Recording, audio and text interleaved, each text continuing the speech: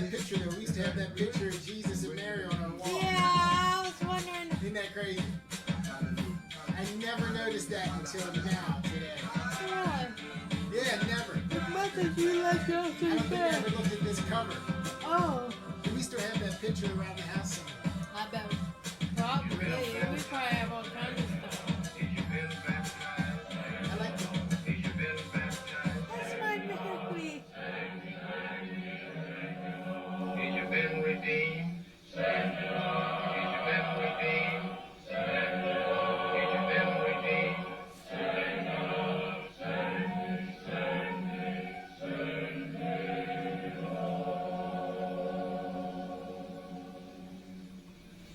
Let the fish fry proceed. You should watch that again. I know. I love that movie. I'm glad he did this song with that in there. I don't remember that. I don't heard this remember. years ago.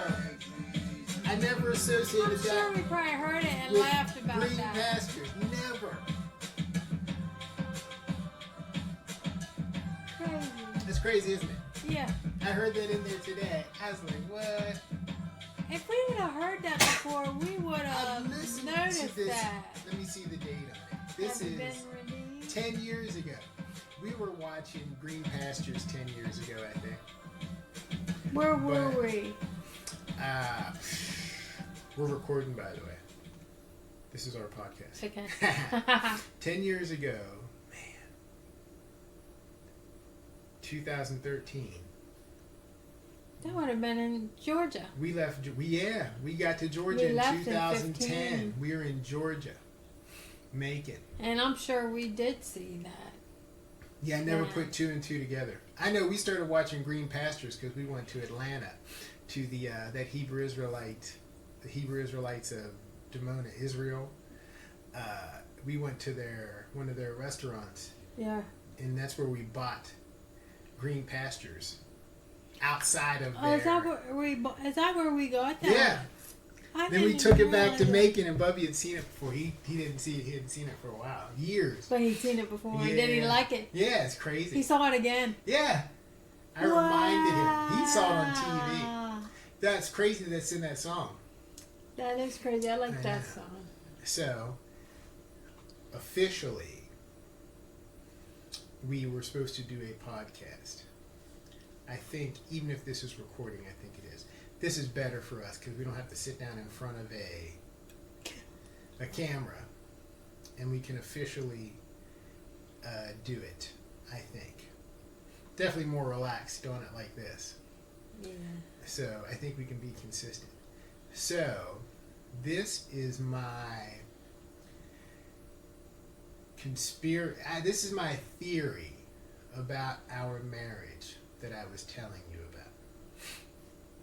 So hear me out if I remember all of the pieces.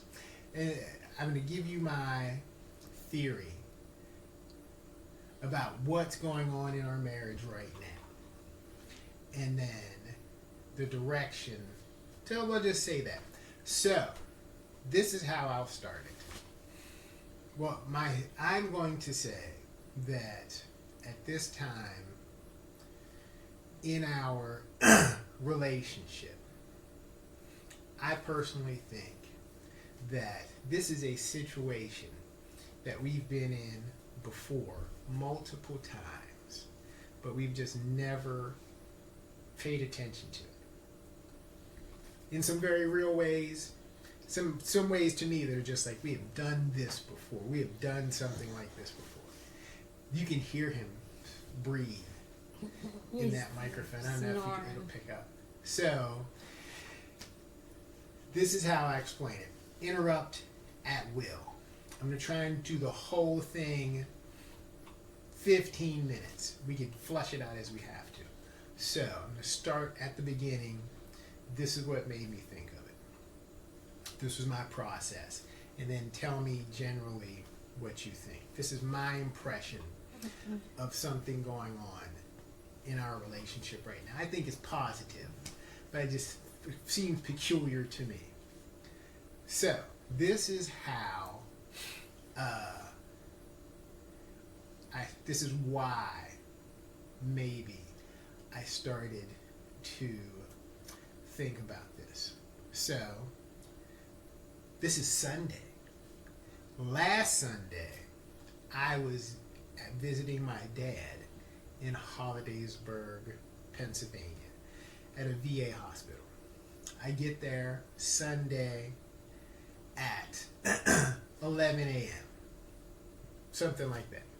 I sign in, so I'm there. I do the whole thing. I leave at 11:30. I was there a half hour. So, I get in the car. This is me. This is our life. How I'm going to describe this situation. This is how we live.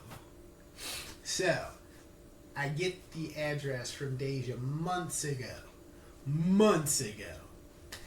They did not go on to visit for various reasons. I'll follow me.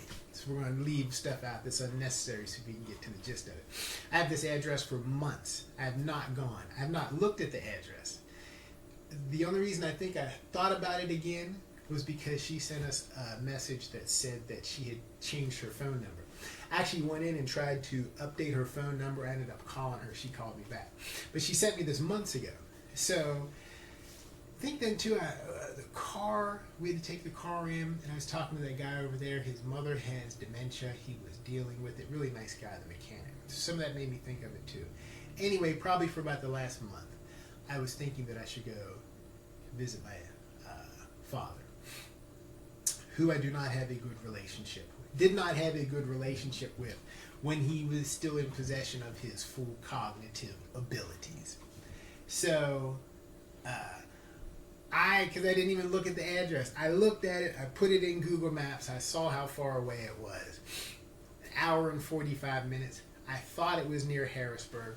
So I get up this day. So our car broke down, or our car had to be fixed, had to get it inspected. We actually had a rental car for another purpose. Our truck gets done early. It costs less than what we thought. Our truck broke down, so we had to get a rental car. Yeah. So, hello. Then, say something. Our truck broke down, so we had to get a rental car. Hello. Let's stop because I touched it. Woo!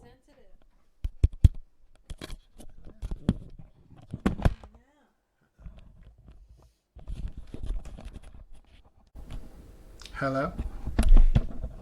Whenever... Oh, don't touch it. This is part... Yeah. Whatever's going on, if I aim a certain way, it picks up better. I can hear you. If I sit right here and you're right there... You can hear me now? We're so far apart, it's crazy. So, where was I at? You had got a rental car. Oh, so we have the car breaks down. Our truck, we have to get it inspected. And so we get a rental car because it's going to be a delay. We don't know how long it's going to take until the inspection is done, the work that needs done. It ends up, we drop it off on a whatever day. Probably a Friday, I'm sure. Yeah, we drop it off on like a Friday. And then it's done on Monday. But for some reason, we kept the car. We had a lot of stuff going on. We'll go back and fill all we had this. dropped it off on Friday, and they were taking so long, and then finally we kept waiting. And then Monday we had to call them, and they couldn't No, I'm talking about when we finally got it fixed right down here. Oh, okay. Yeah. Okay. We'll fill it. Never That was mind. just a disaster. The whole thing was a disaster for like a good month and a half. Yeah. So, either way, our car is finally in the shop. It's being worked on. And then it breaks down again this week. But now it's fixed finally on Sunday. Thank God. So this is just 1 week. So we've had our car fixed twice in 1 week. Crazy week. We picked it up because we had the rental car. We just took it back. Twice in 2 weeks. Twice in 2 weeks. Something like that. So, anyway. It was right back to back almost. Yeah. I have a rental car either way. Yeah. So it was 2 weeks ago. It was a week ago. And I think I'm going to above Harrisburg. So I wake up. I say the way that this is going to be timed out. I say if I leave at 9:30, I'm going to be up there at 11. Maybe stay an hour.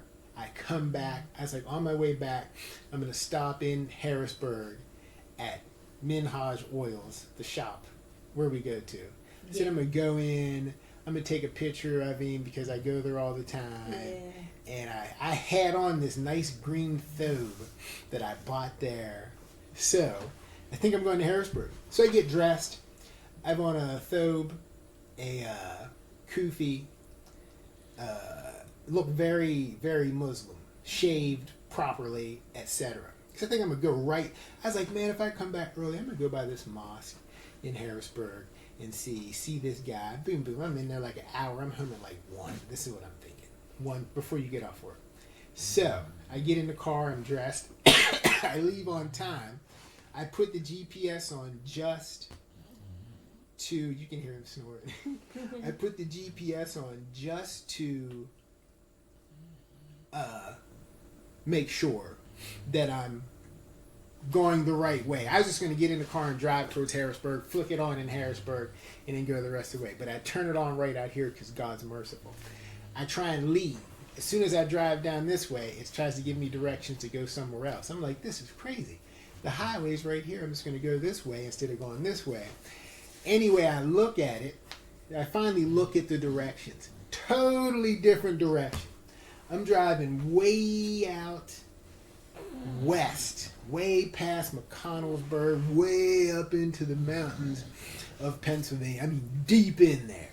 So I drive, I pass McConnellsburg, Mount Union, all that. I'm driving way out in there. And then I start to see the fuck Biden, Trump is Jesus signs literally on the side of the road. You know what I mean? I'm deep in there. Fuck Biden. Then I go by a steakhouse and it has like some smart comment about vegans, but it's a steakhouse and literally Trump, like hostile Trump signs. I reached this point and we came back here from Hollywood, Florida. When we lived in Hollywood, Florida, during a week, when our white neighbors moved out, during the course of 1 week, I would see 2 white people. You know what I mean? So I'm in a part of Pennsylvania. Man, this is just way out there. Out in the boonies. Either way, yeah. So that's where it was. I'm riding way out there. I got on a full green thobe. I got a nice kufi on. I just look like a terrorist. What they would say. Too. So anyway, I get there. And it is a not... So I drive to this address. I spoke to the woman before. I said, I'm confirming that this gentleman is here. I'd like to come visit. Do I need to do anything? Etc. So I had the address. And I had the name of the place. So whatever I did that morning, I put in this address. I'm just driving out there. I get out there. The address I had in the GPS for the entire time. I'm skipping the rain, the hills, the mountains. It was beautiful. Pennsylvania is beautiful. I was just stopping for the Trump sign area because that's where I was in full quote-unquote Muslim regalia because I thought I was driving somewhere else. You know what I mean? I thought I was going to drive somewhere. I think I'm going to go to a mosque and a whatever that store is. They sell Qurans and lottery tickets. I thought I was going there. So You ended up somewhere totally different, totally disoriented. I had to go to the bathroom. I was in this one location. You know I'm not a fearful person, and I love everybody. No, you're not. But you know where you're at. I was at this Yeah. one location. I was like, you know what? I got another 11 miles. I'm just going to get gas on the way back out. I'm going to go to the bathroom here. Because either way. So I walked. The people were really nice, but I made an honest assessment of where I was. Because when I was around being seen, I knew I was being seen. This is out of the ordinary, me maneuvering around out in there. But they were nice people. So anyway, I get there. So the address on the GPS, I go right to it. Honestly, there is nothing there. Nothing. I drove 2 hours with the wrong address. It's so crazy. The wrong address is in there. So then I go back into my phone, the text messages. I find the address again. I put it in. I was actually like 11 miles away at another place. But I thought I was going to have to drive way back, hours away. But I said to myself, you know what, I'm going to go. Even if it's like I won't get there till 1, I'm going to go. For whatever reason, Sunday was my day. You know what I mean? Uh-huh. So. You were supposed to be there. That was it. I just committed and went. So anyway, I'm like 11 miles away. I get there. I show up. It's a nice facility. But it wasn't. That wasn't in Trump country. Yeah. Oh, that was. Man, I'm way out into areas of Pennsylvania I would not go. What it looked like those areas when we went to visit Phil way up at the border. Yeah, I was out in that. You know what I mean? Green phobe. That's what you're telling me. Wow. Yeah. So, that's where I am. So, I get there. We'll fill all this in later, though. I have, my father and I, we did not have a healthy, you should hear him snoring here. My father and I did not have like a healthy relationship. It was strained. It was dysfunction. Yeah. So I'm sure we could talk about all this later, but at the same time, I think that I had a relatively balanced opinion of him, myself, our issues, my family, whatever may be going on. So, but I hadn't seen him in months. The last time I saw him, he was in hospice. I thought he was going to die. And because that was it, you're in hospice. He gets out. We go through, we live our life. We could fill this in later. All of the stuff that we've been going through, we've been blessed with so much positive that I have no reason to be ungrateful for our existence since we've been here. So, but I'm there. I was there because I thought I should be there. I felt it was my time to go there and visit for whatever reason. Because as I learn to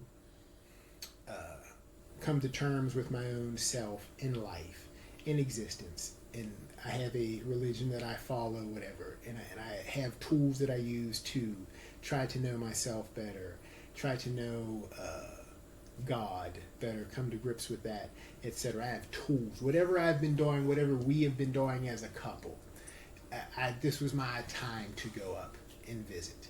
So I'm there.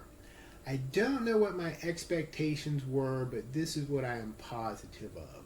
I was trying to go up and be there for whatever reason, and have an open heart, and be and do and learn whatever. I was just trying to be open for whatever. You know what I mean? Be present. Exactly. So I go in, and I'm skipping the fact I've already said that I had the wrong address in. When I get in, I go upstairs. I go the wrong direction. To the wrong wing. On the right floor, wrong wing. Move around, boom, get there. He's not in his room. He's in the cafeteria is where he's at. So I'm there. He looks nice compared to the last time I saw him. So He gained weight too. I would say It looked like it from the picture. Yeah, it looked healthier. So I was there and looked well. I read those books about end of life, Barbara Carnes or whatever. They're like there was little 7 or 8 books. I've read those. Thank God, because it put so much in perspective for me. And this is end of life, means so much to the person that is dying. End of life also means something to the people who are around and alive as this person dies. So those books were more than helpful. Perfect timing. You know, that was the first time I think I'd ever purchased anything like that. But thank God I sought them to find them. And thank God that I just learned about them. So thank God. So anyway, you got the books just in time right before you needed them. Well, no, I read those books like when we first got here. So Yeah. Exactly. It was just kind of a weird Exactly. way. But you needed them. Exactly. So, anyway, and I was prepared. I had a better understanding for myself, I think. This is an end-of-life cycle. I'm going to be there too. You're going to be there. We're going to be there with our pets. People around us are going to die. One of us is going to die first. To kind of put it into perspective. It makes life more meaningful when you know that the song will end, good or bad. So, I'm there, and he looks good compared to the last time. Looks well taken care of. There is no major communication that I can see, etc. This is a person at the end of their life. But I thought he looked really good from the last time I saw him at yeah, hospice. when we 'Cause visited. he was real skinny then. Yeah. So thank God. Whatever is going on, thank God. So that leads to my point, what I said. So I'm there. I'm only there a half hour. So I'm there. And not even being... I'm just going to say it without trying to qualify it. This was my insight. I'm there for a half hour. The majority of the time, I had just touched his hand. Not held his hand, my hand on his hand, or my hand on his arm.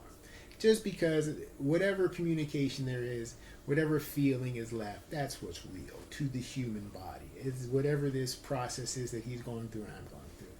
And for numerous reasons, I talked to him when I first got there. Said he looked good to him. Talking to him, the nurse is there with me, etc. Small talk, communication, because that's a body. Something has memory and recognition, and I'll finish the story. Spirit in there. And just your body.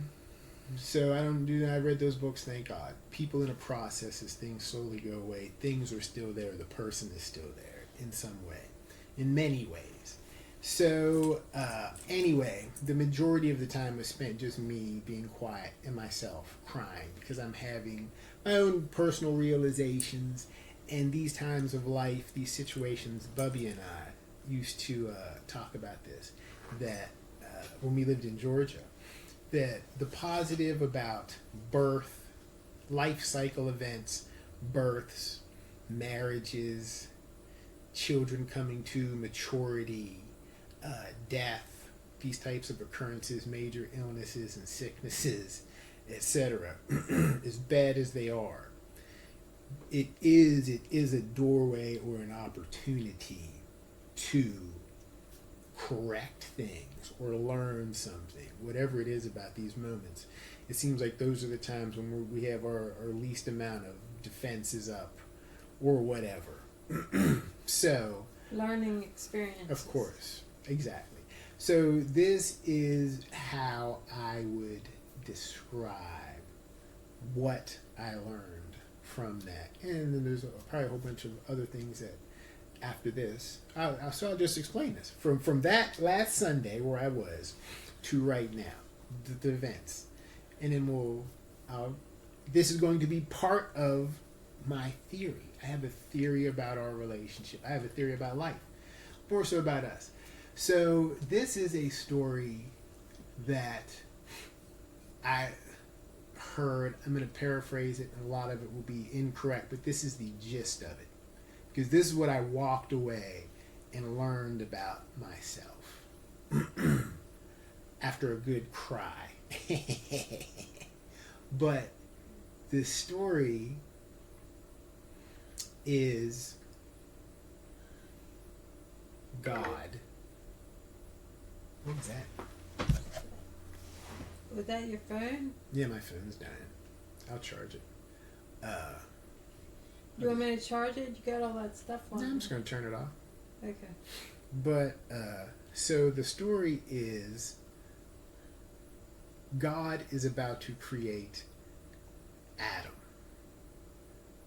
on planet Earth.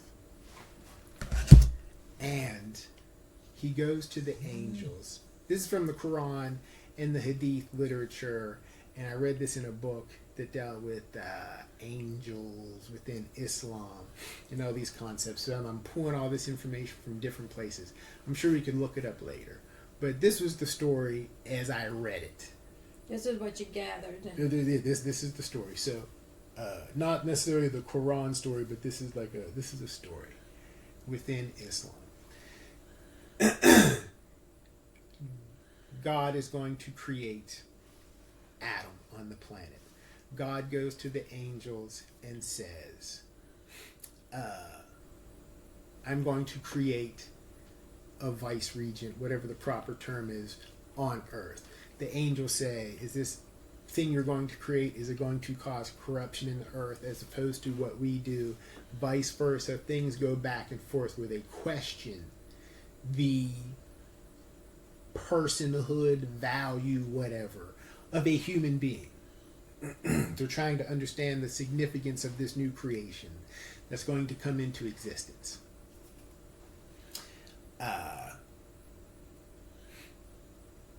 Adam, the first man, is taught names, is roughly what is in the Quran. God teaches certain names to Adam.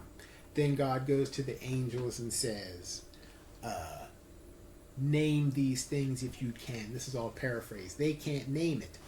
He says the same thing to Adam. Adam is able to name these things, say what these things are, give the name and meaning of whatever these things are. This is roughly how the Quran explains it. This is the story. Adam can do it. God says, see, I told you, etc., etc., etc. The angels then prostrate before Adam, except for Iblis or Satan, because Satan does not see the value of the human being. Say, Iblis says, I'm made of fire, this is made of mud or clay, etc. He could not see whatever was in there, right? Mm-hmm. That's the story. He can't. So, the way that this story was introduced to me, or the way that I heard it, the context that I heard it within was the human being, Adam, the first human being, came into existence, however that is, by God's will, as we would say. Then this interaction between God, Adam, and the angels occurs. The way that it was explained to me was, what Adam did was Adam pointed to the angels and even himself and God. All of existence was inside of him. So we have like the angel Michael and Gabriel, etc. So Adam, these angels were around him. Other angels doing whatever functions angels do. Adam was able to point within himself, to himself, and show these guys that they existed inside of him. So you could say, Gabriel, you are right here performing this function in my very body.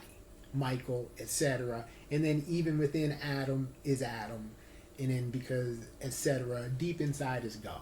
So he can see all of this stuff within himself. He can show it to them. They're like, oh, you're some sort of weird manifestation of everything. You're a miracle, like God said it would be. So they prostrate. Except for Iblis, who cannot see that Adam or humanity is some divine manifestation of God, some expression of God's divine will. That's the nature of Satan.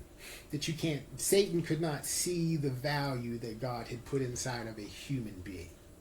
That's different, I suppose, to Christian ideas and other religious ideas. But the nature of Satan came into existence when this entity could not look at a human being and see the work of God in it. This is a divine being. Humans, all the struggle and difficulties come from one individual not being able to look at a human being and see that they are blessed and a manifestation of God. That's Satan. Now, so I'm there remembering things, adjusting things in my own life, sad, crying, whatever. You know, honestly, what it would feel like, I think, and I've seen, I wouldn't say that it was not like out of control wailing, because I spend time with you, myself, other people I have in the past, and sometimes still do. I talk about my emotions. I think I'm pretty functional now. That when we first got married, that was something I did not do. And Afraid of doing. You had a hard. You wouldn't cry neither. Exactly. You didn't cry for like maybe the first 20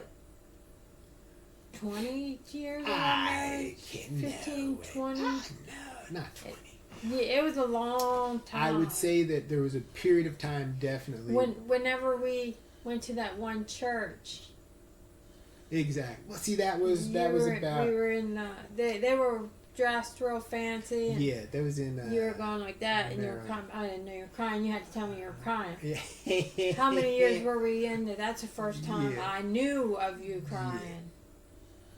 Yeah, that's true. So you did grow a lot. That's true. I emotionally. agree. Yeah, but the 20-year thing, I've seen. How long was that I don't in know. there? That was a long time. I would say definitely you're trying to count the years. After Oklahoma. Oh, definitely. But before we get distracted, we'll fill all this in later. But that was 20 years ago. We've been married for 30 years. Yeah. So I've had 20 years of learning to express myself to you. We talk about I can say we talk about everything that needs to be talked about. We talk about. Like we're open. Very much so. So we don't hide from each other anymore. Exactly. So we have years of this. So this is not me having 40. I'm 49. Oh yeah, no. So this is I'm not. But what I would say was honestly, I would say that I had a positive emotional experience, but I cried enough that this woman, the nurse, is in the cafeteria, and the nurse was in there. I'm sure I cried enough, and I was quiet, not trying to be. It was just a good calm. Yeah. I was learning and thinking some things. I'm going to explain it to you right now, but I was only there for a half hour, so I'm not acting like this is not like this is me talking about my experience. So this is not like this long, drawn-out television drama. Oh yeah. But so anyway, I was there long enough. Functional way of dealing with it. And I was crying enough that I made the nurse uncomfortable. So she was trying to, hey, where are you coming from? Blah blah blah. That we like him here. He's a nice guy. Blah blah blah. Talking about my dad, so etc. So, but now the story, and she was nice, and I said thank you for letting me have a good cry. I explained some of my little situation where I was at, what I was going through. So I could just, let me have my good cry. And I said, thank you. Then I walked out at the end of it, gave her a little pat on the back. Thanks, Chief. I didn't say it like that. Right? You know what I mean? Yeah. She is, she's probably seen that a million times before. Yeah. So anyway, this was... Unless she's a new nurse. She didn't seem like it. So this was my insight from that time there. I'm sure I could fill in all of the other stuff, but I'm going to make the main point. This is what I walked away with, having been there, gone when I should have. It was on my mind for several weeks, because we talked about it before. Finally, things just lined up so where I could go. And thank God I didn't drive the truck, because the truck broke down this week. So thank God. God provided. Now it's running. We had another vehicle. Good. Yeah. Good. Perfect time. That was nice. Yeah. So anyway, while I was there, this is what I realized. Despite of our history, for me, in the final analysis, just like this is it. Whatever our relationship was, whatever is going on in my life, whatever... No, you're talking about you and your dad? Yeah. Okay. I could actually see, for me, I could just finally see there was a definite positive and a definite aim of his life, underneath all of whatever we are, in our confusion, our hurt, our pain, our suffering, I could legitimately remember while I was there, or see that he really did on some level try to pursue something. He was really moved by some more significant idea or thought. He really did make efforts to reach out and learn things and have new experiences and try and be more open-minded, as I do. I try the same thing as you do, as a lot of people do. Animals do that. You know what I mean? Just explore. In their grow, own limited ways. evolve. People do it In our own limited however way. Yeah, far they have Yeah. were able to come. exactly. That's what you're saying. And at the same time, I could see some of the stuff that I do, some of the things I like, some of the things I'm interested in, were definitely influenced by him. So I can see my own connection to him. I have to be thankful for that, because I'm thankful for my life. So this is, it's I see the extension of him and the positive that came to me, the positive from my association with him that I was able to pull out and use and learn and grow. Things to this day, which we could talk about in greater detail. But the only way I could describe it is you go through life, that story, as that story I told you. The devil, Satan, Iblis, originally was Iblis, looked at the human being and could see no value in it. That's the nature of Satan. So thank God I could look at this man as he is passing, and literally I could see the value. Underneath I could see the gold, the treasure, whatever is inside of a human existence that makes us reach for something more, or the desire to be something more. I could see it, and I was thankful. This wasn't me. I didn't intellectualize it. I just cried for a half hour and went home. But that for me was the lesson. It allowed me to cry. It allowed me to put things into perspective. It allowed me to be thankful, which a lot of people are not thankful. That scares me. That scares you. It allowed me to be thankful for my existence, for the things that I do, that I learned from him, from the same desires I had that he had, etc. It was positive for me. It made me cry, to think about a lot of stuff. The larger emotional spectrum that I went through. But you know, the initial positive that I think that allowed me to change things in my own mind and my heart, so I could change things in my life. That's what I could see, sitting there crying in silence with this man who I had such a complex relationship with. To be able to have an open heart with full knowledge of all that we had experienced together was a blessing, and it allows me, I think, to grow and learn and evolve. Take that. So you're saying... Hold on. Now we're taking the turn to the conspiracy theory. Oh. This is real. You and I, we know our story. We know this whole story. Now, 25 years ago, you and I were in counseling in Ephrata, Pennsylvania, right? Mm-hmm. And I'm gradually getting the hang of this.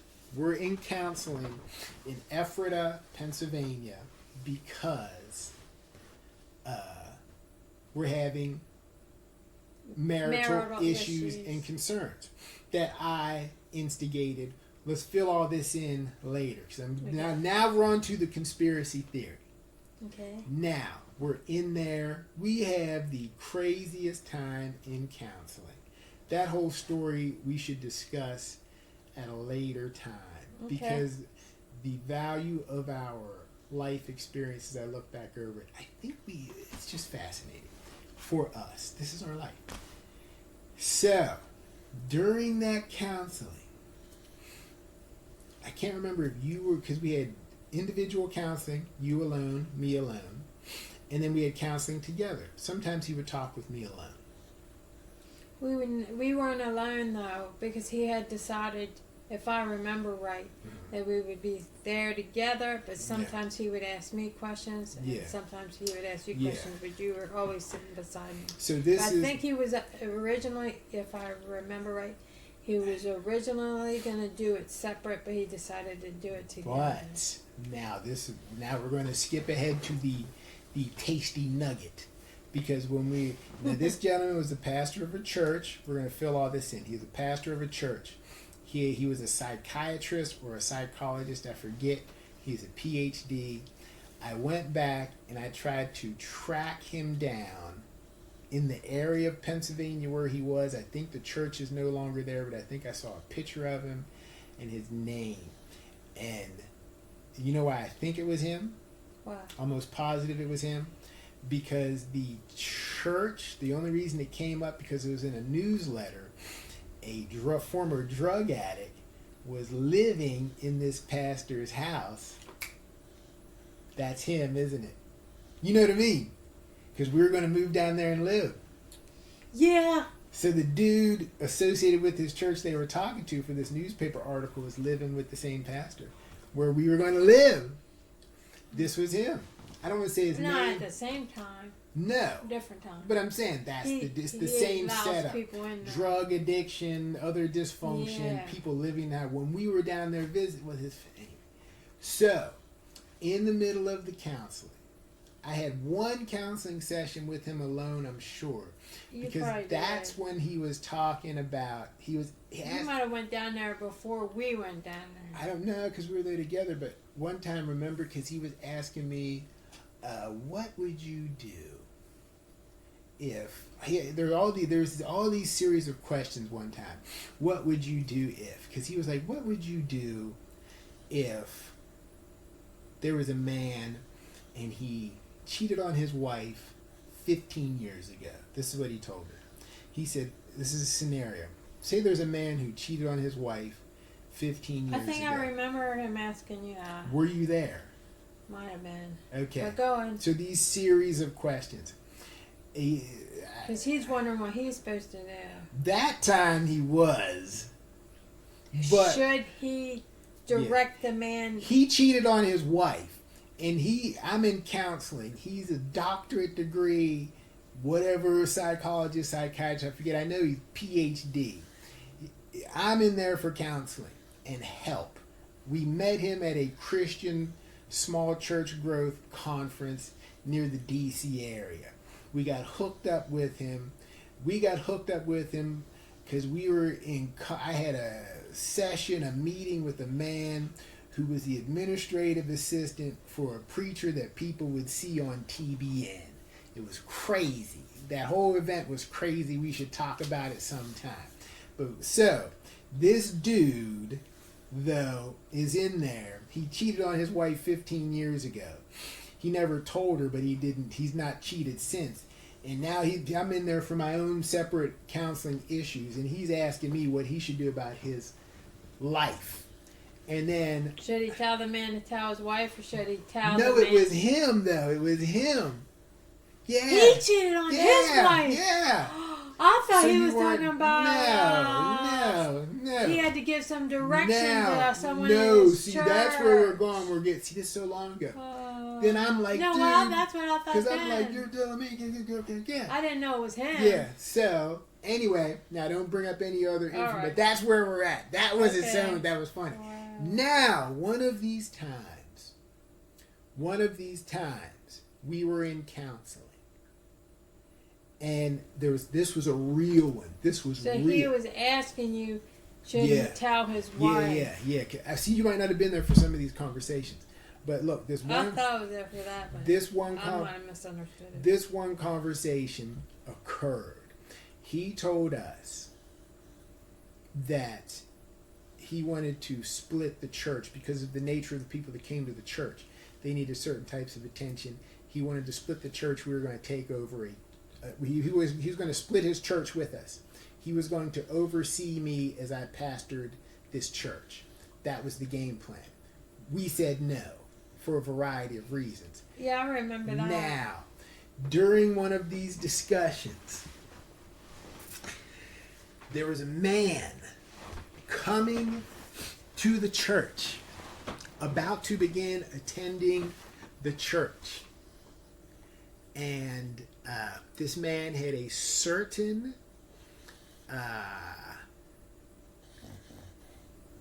grouping of experiences and characteristics that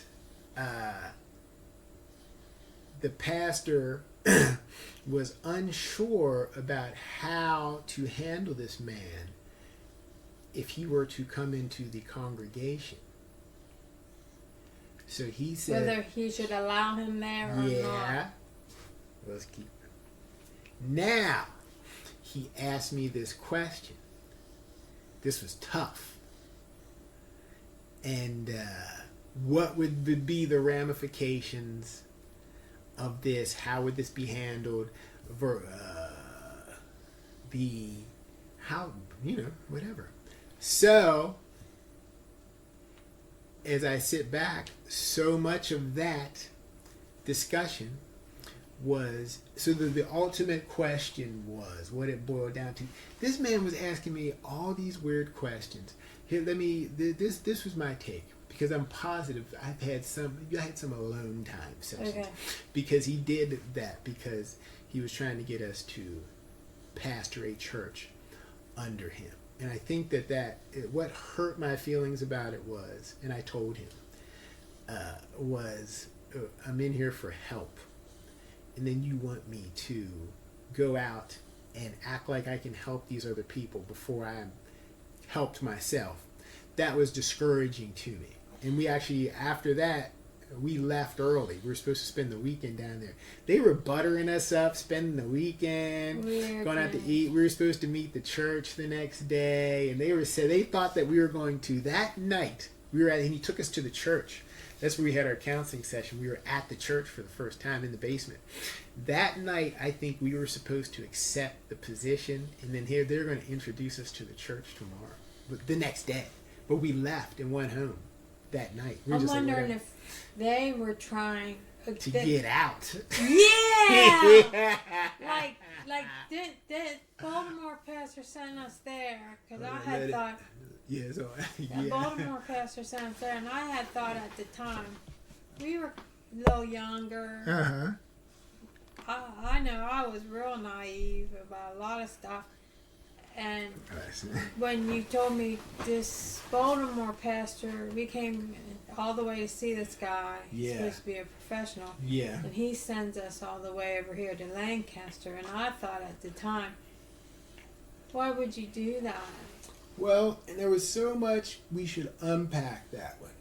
Okay. We're gonna. But I'll leave that alone. But I'll say, I just thought about this now. I didn't think about this back then. Right. Because now that you're talking about it, Mm-hmm. I'm wondering if that guy sent us there. Maybe he sent us there to get help. But I'm wondering if the guy that was talking to us, the pastor that was counseling to us, was trying to get someone in there so he could slide him and his family out. See, I don't know. Like he was maybe going it to was split the getting church. too sticky in the church. Yeah. Too much stress. He didn't know how to handle the situations that were coming red in. flags and ran that day. That was God. But just think, because he could have. We could have accepted the position, and then like 2 months later, he could have been like, "Well, we're leaving." Yeah, we're not mature enough. We were 24 by the computer or something. So Leave us with all. he offered us. We're 24 years old. Is that how old we 24, were? 25 I years know old. I felt really naive. Like, young. I felt young. I don't know if I was. Yeah. I don't remember the age. We're 24, 25 years old. This dude tells us that they're going to give us a car, a house to live in. He's going to split his church. And we were living in poverty practically. Yeah. He's going to give us a house. You would have seen our apartment. And their house was nice. The church building we were in was nice too. We were in the To tell you the sanctuary. truth, I didn't really remember their house too much. I remember it was 2 stories. Yeah. The situation was so freaking crazy. Yeah. Well, we I were was just in like, their house. Whoa, We feeling were- real uncomfortable, and I wanted to go home. And you know what I can't figure out? So church was on Sundays, but we would be down there on like Fridays or Saturdays. They would just set apart time for us. Like we were in their house, in the living room chilling. Other times we were in their house for dinner. Do you remember they had this little... How many times did we go up there? I thought we only went like once. Nah, because the one time we went up, they had the little dog that had no teeth. And it was biting underneath us at the table. Because the one time we went up, see, we can't Yes, say... I don't remember anything but except for the counseling session. Yeah. And one time when we were sitting on the couch and his daughter came Those down. were 2 different days, And yeah. she was complaining that she wanted another baby but couldn't get pregnant. Isn't Those are the only things I remember from it. And We- that time when she came down, I think was Yeah. close to probably time we were going to get ready to get home. But Yeah. I just felt like, we got to get out of here. These people are crazy. Yeah, it was. Now that I think back to it, and you know what is weird too, and this one, the dude, the main speaker at the conference, I saw him on TBN later, and then the church that hosted it, I saw him hosting TBN later. So we were there. We found this church conference. You found it? Yeah, in the back of a Charisma magazine. So before this dude in the DC area was on TBN, we were in his church because we answered an ad in the back of He it. seemed kind of nice. He was cool, but you could tell they were high end. They had this Right. piano. Their choir, their band was devastatingly good. That's the first church I was ever in where during offering, this woman played some sort of avant-garde piano jazz solo. Like the choir was in all black. I had never seen Everything was too perfect. it. I didn't like it. And then by the time he popped up on TBN, this man had little dreadlock curl things like Eddie Murphy. His glasses were smooth. What about He had the this little- white guy that was talking to you before we Yeah, left? That's see, the guy I remember, he and he was- seemed really nice. He was the administrator for the the main speaker at the conference. I don't who even was on remember TV. the main speaker. I do. I met his wife I too. He remember was all kinda of cool. the people in there. Yeah. They were high end for sure. And you know it was crazy. We were in the same hotel as the psychiatrist dude they sent us to. What? I saw it past him in the hotel. Yeah.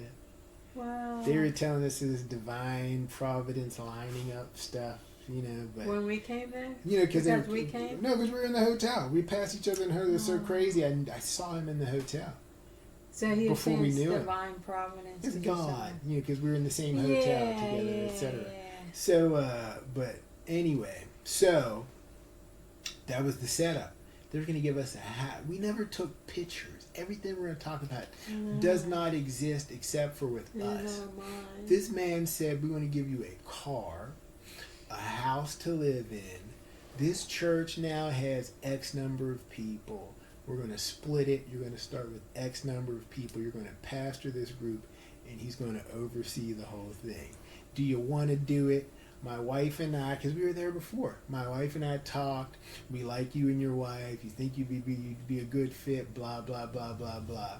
And all of this conversation. This is the day you and I left that church, said no, went back to their house, got all of our stuff, got in our car, and drove off while his wife looked confused. Did we spend a night? I don't remember spending a night. We were Okay. We were just visiting for the day. we or were something. supposed to spend the night, Oh, we were supposed to. and we spend went the home a night. day early because we didn't even go to church the next day. Yeah, and we usually always go to church. Yeah. So, however that worked out, whatever was going on, because we had our own thing going on. Yeah. But point being, during that conversation was he described a situation of an individual coming to that church that ultimately is very similar in some way to my father. So I'm down there with this dude. He's like, how are you going to react to a person with these characteristics? So, see, I'm sitting up there now, I'm thinking of all this stuff. So this man applied. This is in my mind. Because this guy down there, I'm 24. I'm going through my own issues. And I think that, and he, we've been there before because he gave us that book, Pigs in the Parlor, that we were supposed to read and go back down and talk about. Yeah. However many times we've been back and forth, we were down there back and forth enough that one of the times we were down there, that might have been the same day, I read this book back in Chambersburg. And I said, does not make any sense at all. This does not apply to me at all. This is not the nature of my problems nor my concerns. This book is crap. What was the book about? Pigs in the Parlor. I remember the name. Pigs in the Parlor, the essence of this book, Pigs in the Parlor, is everything wrong with you is a demon.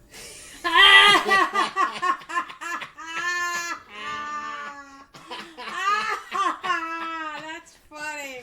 So, I wonder if that guy still believes like that. oh my God. Everything is So, wrong with you. this was...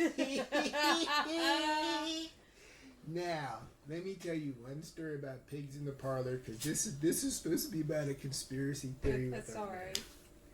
So, Pigs in the Parlor.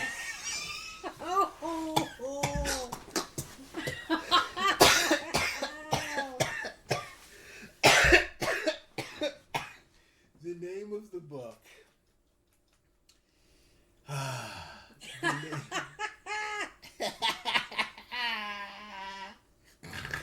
If this is recording, our life is just a disaster. Interesting. Oh my God, It our is life. not boring. Our life. So this was Pigs. Let me skip Pigs in the Parlor one time. I'm coming right back to it. Yeah, we should stick to the. But look, What this you were gonna Pigs say, in- and our marriage. Yep, true. Your theory on our marriage. Because I had another woman pull the same thing on me, this Pigs in the Parlor thing. I had this happen to me twice. One was in Miami, it's a common Florida. thing for Yeah, Christianity. one was in Miami, Florida. That's how they solve the problem. Yeah, at my job in Jackson Memorial Hospital, my supervisor was a pastor of a church, and then a whole bunch of her congregants were like my direct supervisors. Yeah. No wonder you hated it there. And then and these other two girls they hired, they were like Christians too. So someone said something, I forget. I said something super benign one day because I was going through my own search process. So one day I'm at work. My two direct reporting supervisors above me, the two people above me, are members of like whatever this woman, she's like a director. My two supervisors that report directly to her are members of her church. So she's running They're the like whole deacons or yeah, something. she's running the whole medical billing department like it's part of her church. I'll tell you the whole story later, but anyway, so I'm in there and some of these other people went to her church. So I'm just in there one day and I say something like, I said, because they were talking about the Bible or something that come up out of God. I would say something benign like, I asked this girl, I was like, something that always, I always wondered about would be, I'll say something benign, like did Mary, Jesus' mother, did she really understand what she was doing? Because doesn't it seem like she thought he was crazy at some point? Something benign like that, just a general, something basic, just asking a question. So I ask a question like this. The next day, this young woman, she comes back and gives me 2 free books. She said she brought the question up to her pastor. Her pastor gave her books on demonic possession. Like, you asked the question. Then she gave me, I'm like demon possessed. So anyway. So, You're demon possessed because you questioned it wasn't even about doubting anything, just like a general. Yeah. So anyway, Pigs in the Parlor. This is the story I remember about Pigs in the Parlor, because he was trying to pin everything down to demonic. Now, are we doing this, or are we gonna stick with your theory? Oh, this is a theory, but this is Pigs in the Parlor. Okay. Pigs in the Parlor, like this is the level of scholarship that went into Pigs in the Parlor. This was a story I remember. So the whole the story is this dude. For some reason in my mind, he's Puerto Rican because of the way the story plays out. But so this guy comes in. He's a super conservative young man in a suit and tie. He's functional. He's healthy, polite, loves God, etc. Consistent at attending church, what have you. And for some reason, he's struggling with I forget. I don't know what was going on. He said he's having some issues. So this guy prays over him while he's in this chair. I forget what the struggle was. He said all of a sudden the dude is gyrating in the chair, moving his hips, dancing. And if I remember this, I think I'm getting this book, but if I remember it correctly, because I used to read like these Nicky Cruz Run Baby Run books, like when all the Puerto Rican gang members were getting saved. Yeah, jive turkey this, da-da-da. So I think the way it plays out in the book, he comes in a suit and tie, conservative with glasses. And as they try to pray for him to figure out whatever he's struggling with, he's like dancing in his chair, like, yeah, baby, I dig the beat, you dig? Are you serious? Or something like that. Or something like that. So he has the demon of dance or sensual rhythmic, whatever. So this was the basis of that book. So he was trying to tell me that the basis of all of my issues was demonic influence. So, and I remember the last time we were there, I went there, we were talking to him during all of this. Mm-hmm. And I told him, I said, Guy, I wish I was possessed by the devil. Then you could just cast it out. Because if you're casting this out, whatever, like if you're really God's man, you can cast it out. Because I am so ready to be over this thing right here. I wish it was just Satan, because I'll let that nigger go. He can leave now. You know what I mean? I don't care. I'm trying to kick him out. Pray for me too. Yeah. This is the easiest. I'm going to give you a... Just go to Kenneth Hagin and he'll blow on you. Listen. I was so ready. I'm giving you a 35-second exorcism. I'm letting it go. I'm ready. You know what I mean? I'm ready to let it out.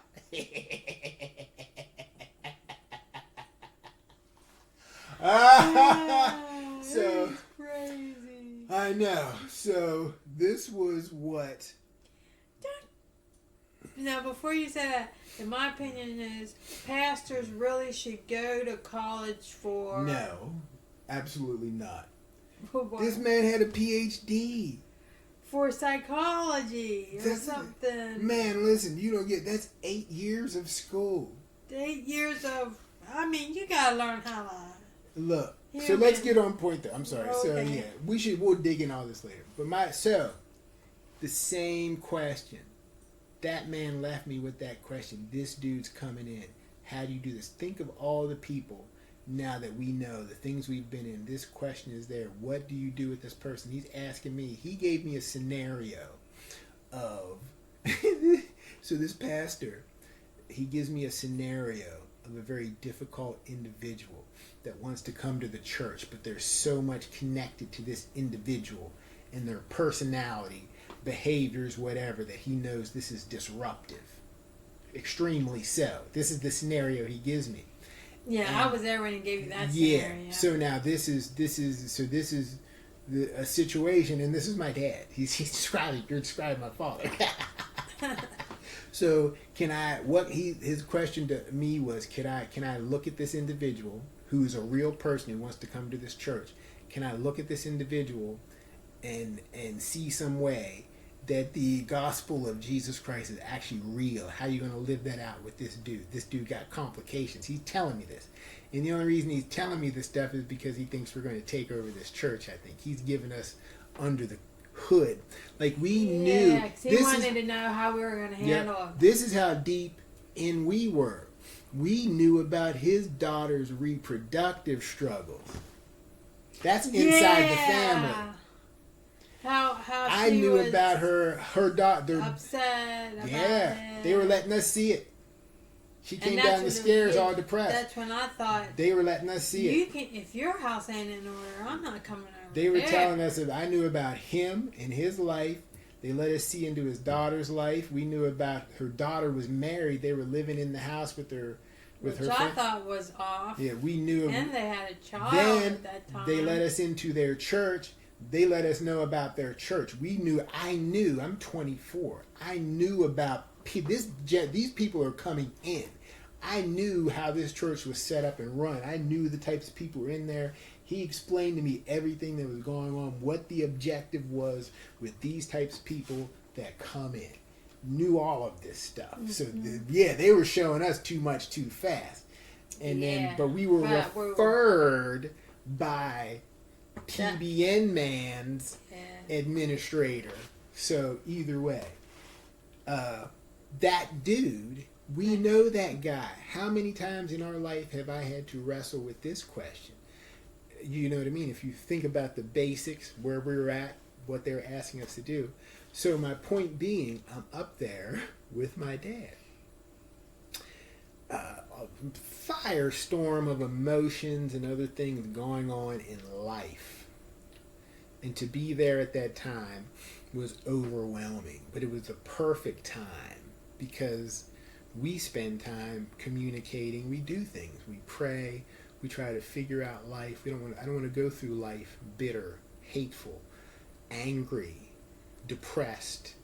You don't want to end up like that.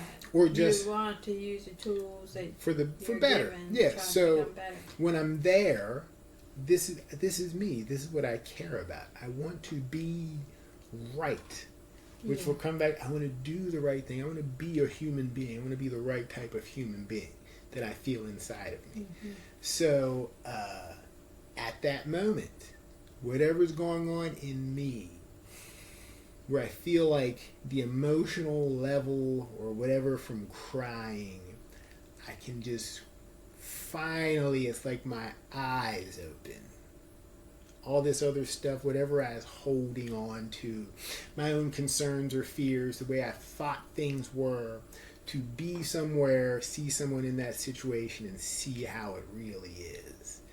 And my own emotions. The curtain was pulled back. And to allow myself to lower my own curtain of defenses. So you could and pride, or fear, arrogance, anger, everything. Anyway, so I made the woman uncomfortable because I was quiet, but I just allowed it to come out. Cry quietly. But then that's when I realized, for whatever reason, whatever it was, honestly, I could finally see in there to see him and remember. I could see whatever that is that makes a person want to be more than they are.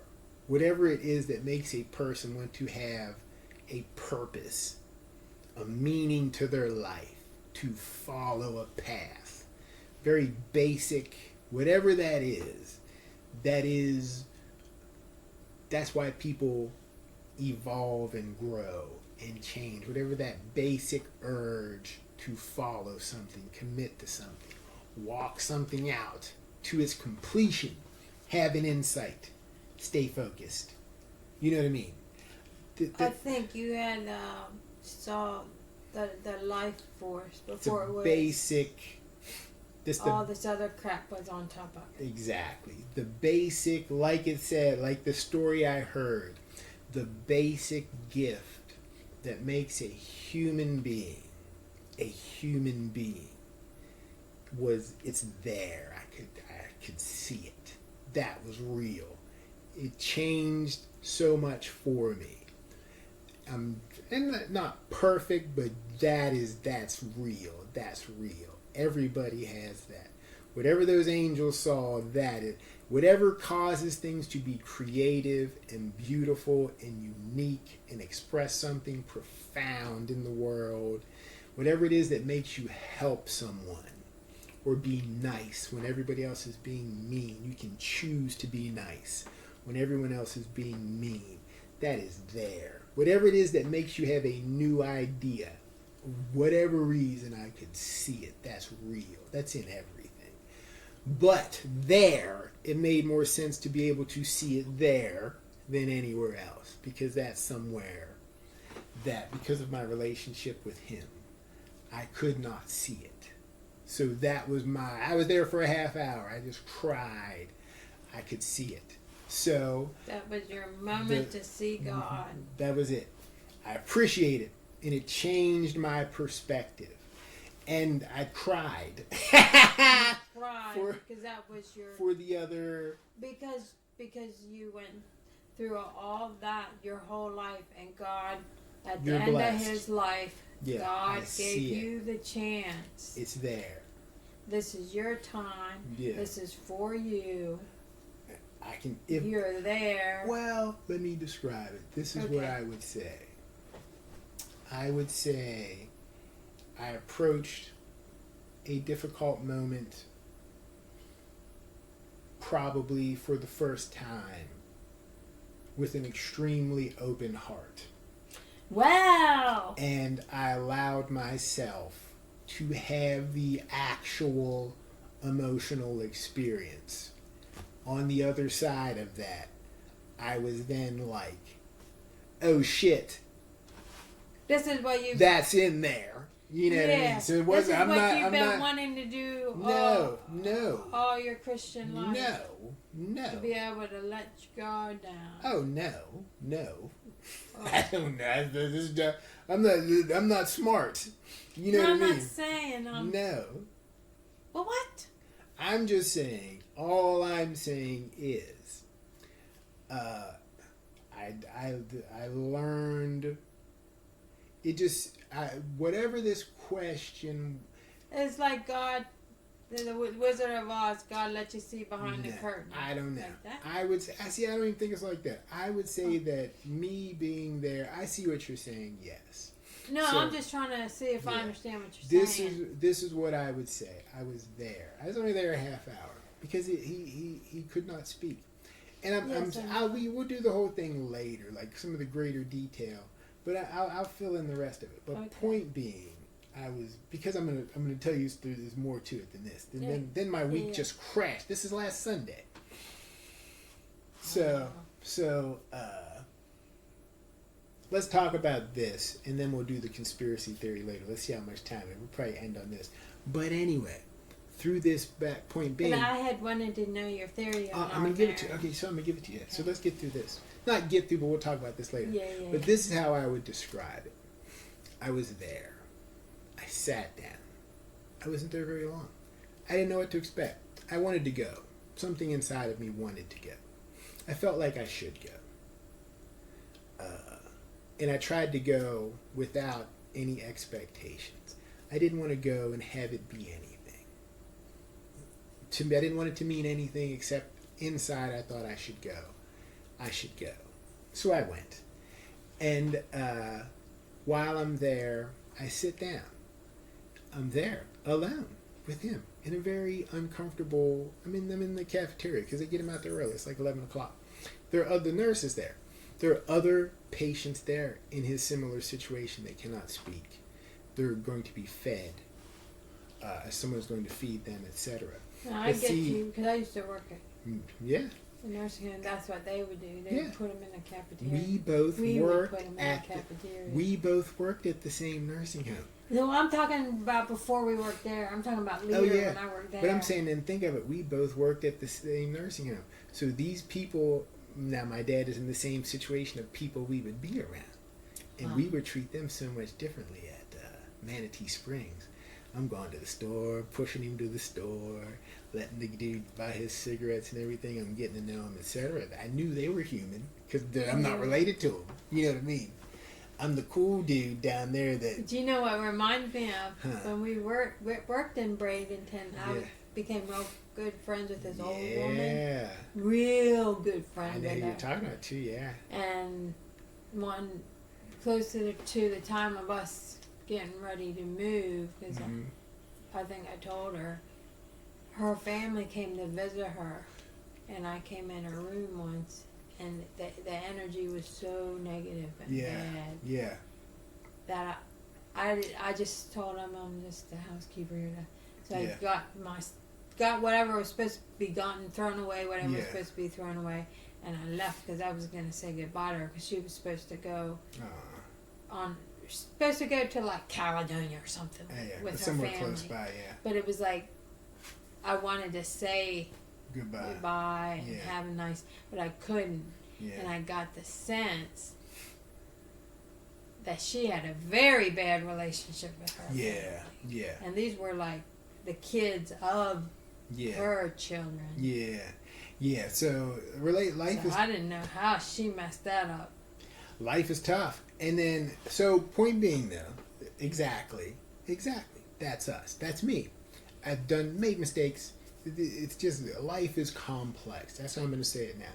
So as I'm in there, I'm just there and trying to be honest and open-hearted. He looked better. I spoke to him briefly about some things, whatever. Glad you're here. You look good. Place looks good. Talking to him. I read these books. It's good for the person, they say, is good for me also. I read these books. So then, just sad to see someone go through that. Not really. It's to watch them change, to watch someone change like that, because I knew him. It was emotional. So that's the surface layer. And then I thought about my relationship, then by extension my relationships, and then that made me sad and yet positive, just a well of emotions. And then I could feel all sorts of emotions, and I knew enough. I'm alone, no one's here, I'm a man, don't be ashamed, this is good for me, just to let myself have these emotions, which was cry. So it was a combination of so many different thoughts. It was more emotion. Now I'm there with him, touching him. While You know you're what I going mean? through your Yeah, but experience. we're there together. This is something that we would never do in this close proximity, in such a more relaxed atmosphere where I could just Be yourself. boom. So the number of thoughts, the number of emotions, innumerable, overwhelming, hence tears. But then literally, in the middle of all of that, I would say, really, it was just in my mind, to me, to view it. It was literally as if I could remember a feeling a vibration, a feeling that I picked up from him, a general undercurrent of life from him, something that was far below the way that we had talked to each other, our experiences, what he had done or not done, what I had done or not done, failings or joys.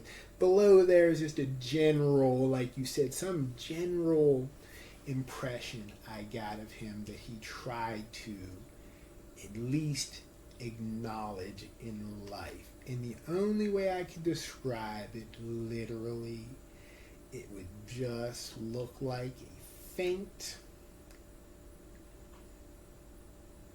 glow, whatever that means. General vibe. That he tried to acknowledge. Yep. This is in what?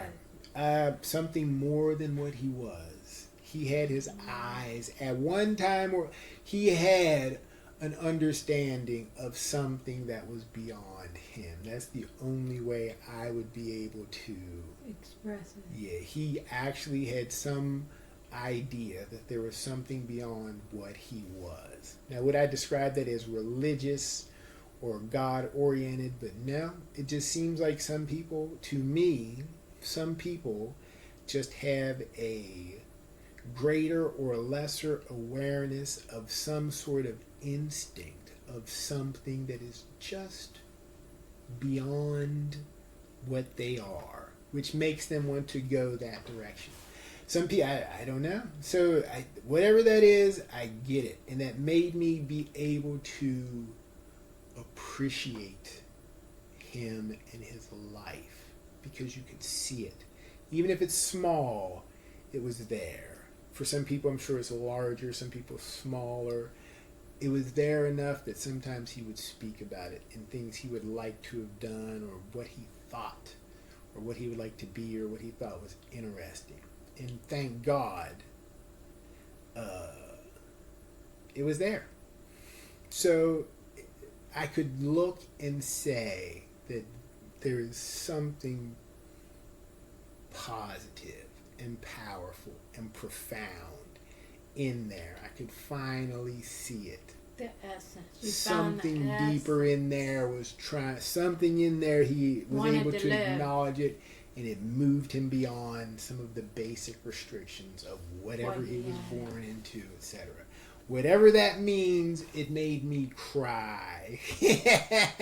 But you know, And then- that's how I thought about Andy. Yeah, But it was more present with him than with Sparky. that you could see. That I could see. Yeah, yeah.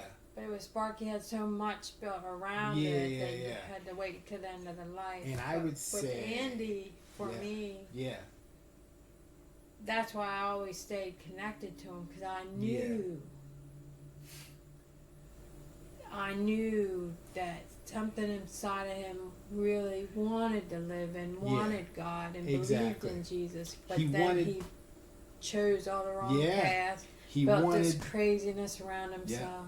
He wanted to be more than what he What was. he was. But you know what's so crazy though? He and I and some other people at different times were in a Christian men's accountability group together. And he And- couldn't make the jump. Well, to know him, he was it was weird. There were times when he was he was a completely different person in those instances than how Out in the other world. people knew him for sure. I'd seen that side too. Yeah, But yeah, that's it's the crazy. thing. That's So it. that exact same thing when we left so 25 years ago we're in counseling, he brings up that situation. That's my dad. You know what I mean? He's describing my dad. And then to have to sit there and see that, and I'm skipping a whole bunch of stuff, but then I was like, that's it. Man, I get it. This is what it's going to take in life for me to navigate successfully. I must learn to see this and acknowledge this in human beings. everybody. I have to begin, if I'm judging anybody, Yeah. I gotta respect that basic force that allows them to aspire to be something beyond what they are. At least cause some sort of tension in you because you want to do and be something. Something is moving you beyond just what you are.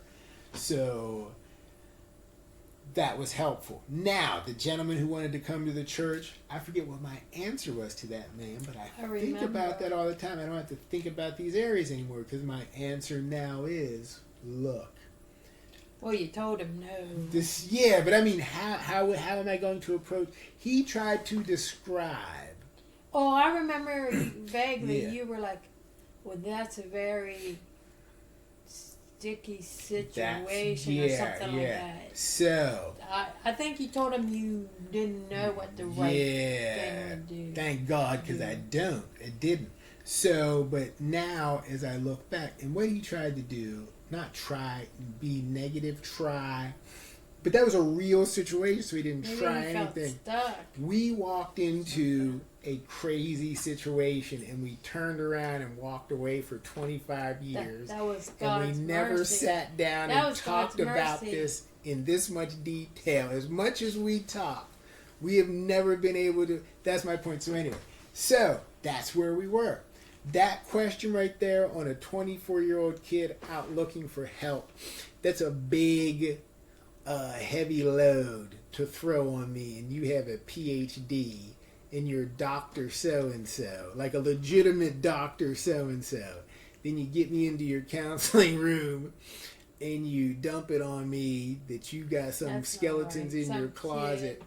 Then you dump on us that you got some stuff going on and we're there for help. So anyway, But that question now, I think I can leave this house and maneuver through society in a better way because I think I have a better understanding of that story. I can't look, if I'm looking at, I don't want to do it. I don't want to look at someone and that person is evil, demon, irredeemable, ugly, dumb, beyond redemption, whatever it is, you know what I mean? That's not true. There are people, now the problem is there are people who deny that basic energy or drive to evolve or change or reach out to something that is beyond your own mind, which is you just being different. There are people who can never imagine themselves successful financially or educated or having confidence or being able to play the guitar or riding a bike. To someone to finish a book, to read a book from cover to cover is an impossibility. For someone to go to see their favorite band live, they're going to be down the street because of their fear, that's an impossibility. So everybody's limited. Yeah, the person who does not have a drive that pushes them to move beyond their limitations, that person concerns me. That person concerns me. Whatever that means, there is no religion to that. There is no color to that. There is no gender to that drive. There's nothing to that. That drive has no religion. But if that drive you can't put it in a box. No, because that drive is going to take you from where you are to something that you cannot identify, that you would not think you would ever be. So if a person does not respect, if a person cannot identify and respect and follow that drive to some degree, that's the type of person I choose to avoid. That's how I try to maneuver. People ignore that basic evolutionary drive. I believe in God, but whatever that thing I'm looking at, that I'm down. That's how you navigate. Boom. So that was the question when we were in counseling. Now, when this is my theory. The last time, we both now, we would say we have the same religion now. Yes, religious terms. Okay. We are both Muslims. Yes. We practice Islam in our house. Mm-hmm. We read the Quran in our house. We pray together. You're always walking around. Your thing now is to always talk about wudu and salat. But I hear it popping out some. This is the first time we actually practice the same religion. People, when we were Christians, we were both Christians. Hear me out. Oh. In a long time. This is the first time we have had the same religious. This is the first time we have had the same religion in 14, 15 years. We had the same spirituality, but not the same religion. See, this is what I'm getting to. This is my conspiracy theory. But I look more Muslim. Only because you wear a kufi. Exactly. So you don't look Muslima. I don't wear because we don't do that stuff. Yeah. It's not our thing. But anyway. We're not legalistic. Now, this is my theory. This is the first time we had, and during Ramadan, we observed Ramadan together. And we prayed together, we read the Quran together, we studied Islam together, various books, teachings, etc.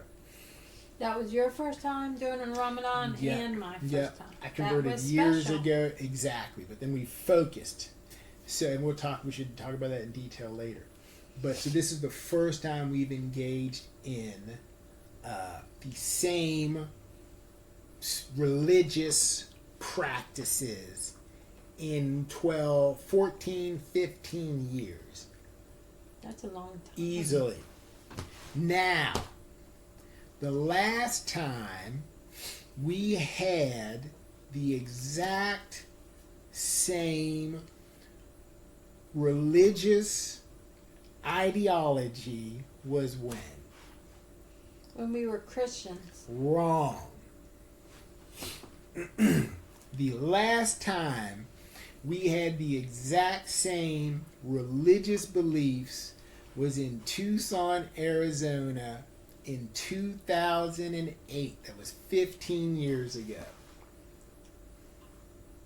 Oh, we were Christian then. What were we? This is the story. We were living in, you don't even remember.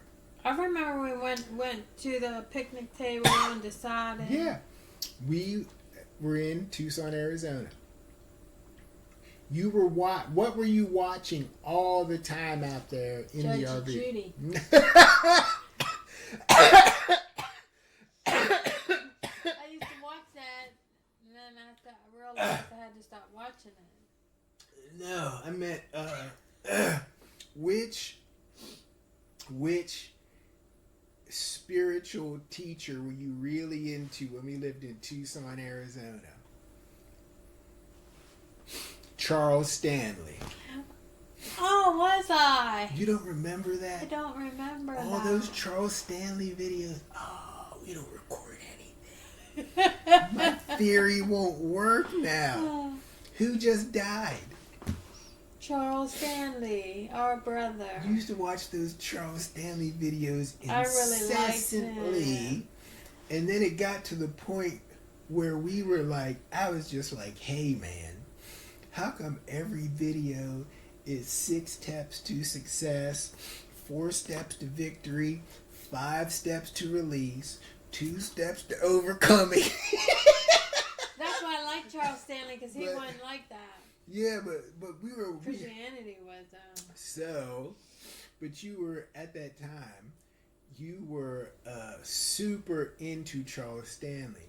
But we were super stressed out because I was not sure exactly what I believed. I was studying and researching, still reading the Bible, etc. But I think I was more branching out into different things at that time than you were. I thought we were doing the same thing. But anyway... Because you always read. But this is the conclusion we came to. We said this marriage and the way we're approaching it is so stressful that... We did that in Tucson. Yeah. I remember, I thought it was on Broad Street. No, it was in Tucson in the we have a video of us doing that, I think, up on the I remember when we decided Yeah. well, we were going to strip our marriage down. Yeah, I remember yeah, that was in yeah. Tucson. Yeah. But I thought that we decided all these rules. I thought we decided that Now, on Broad Street. wait. Well, at least that's where I was Wait. starting to feel a lot of pressure. That's my point. Now, so you're back on track. We're Okay. back into the conspiracy theory. So, we stripped, like you said, in Tucson, we stripped everything down. And we said, look, this is what we believe. It was only 3 things. It was, do you remember those It 3 was things? really only 1. Or 2? We believe in God. There's only one God. Right. And that we had to get back to our natural selves. Yeah. Well, It was, now check this out. We used to have a website and videos up. We started filming a documentary of our life, riding around Tucson, living in the van. Living in the RV. We packed all that crap into a van and threw it out at a car wash in New Orleans because it was too much crap to carry around. You almost threw our wedding album away when we were in California. So anyway, we stripped it down to, and all that's gone. except for a video on a YouTube channel that I didn't know existed until I got a notification or somehow on it. We had a YouTube channel called Where Are Aaron and Anna? It's still up. With us riding around in Tucson. Yeah, Videos. I remember those videos you used to make. They and were cool. Some I of them liked are up there still. So anyway, and we put it up there. We said we were going to dissolve our marriage and stop stressing over trying to hold it together. We need to find the basic things we have in common. And one of them was that we believe in God, some sort of creator, primal creator energy. One God. Yeah. To align ourselves with that creator or the will of that creator is the only true goal. Was number 2, I think. Oh, yeah. And number 3 was... To get back to our natural self. No.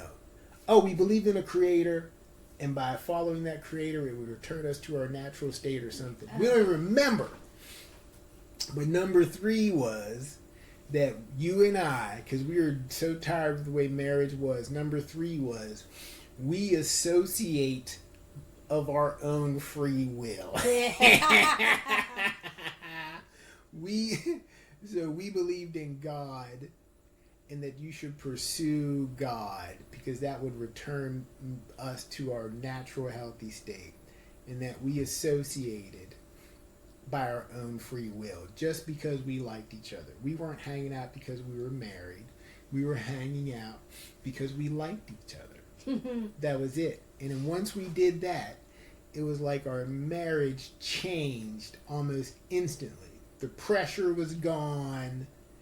The fear, the anxiety, always watching the videos, 10 steps to marital success, 4 steps to better communication, how to be a good wife, how to be a good husband. Your marriage is going to fail if you don't do these 10 things all the time. Yeah, and that's a lot of pressure. It and is. It's not real. Because everybody's marriage is different. Yeah, and then we said to ourselves that this is so insane. We just refuse to do this anymore. Now, we sat down, we figured out what we believed and what we had in common, and then we started to decide what are we going to do with the rest of our life. Right? Mm-hmm. Now, here we are. 15 years later. We spent 30 days, Ramadan, however many days are in there. 28, did you tell me? We spent together, you and I spent one lunar cycle, one entire moon cycle, we spent together praying every single day except for 2. We prayed, there were only 2 days we did not pray together.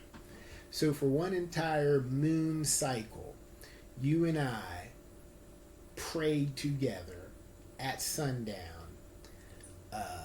Meditated together, performed various types of worship and prayer together, studied various aspects of scripture and personalities within Islam together.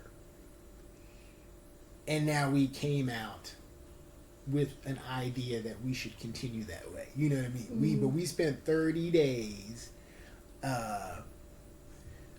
talking about nothing but God and what it means to live out some life that acknowledges that existence.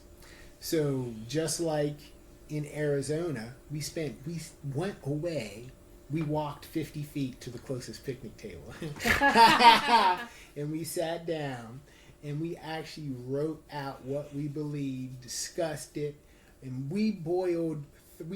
each of our lists had 30 different things easily. What we were interested in, what we valued, etc. Let's say my list had 30, yours had 25. We boiled all of that stuff down to 3 things that we believed in. And they dealt with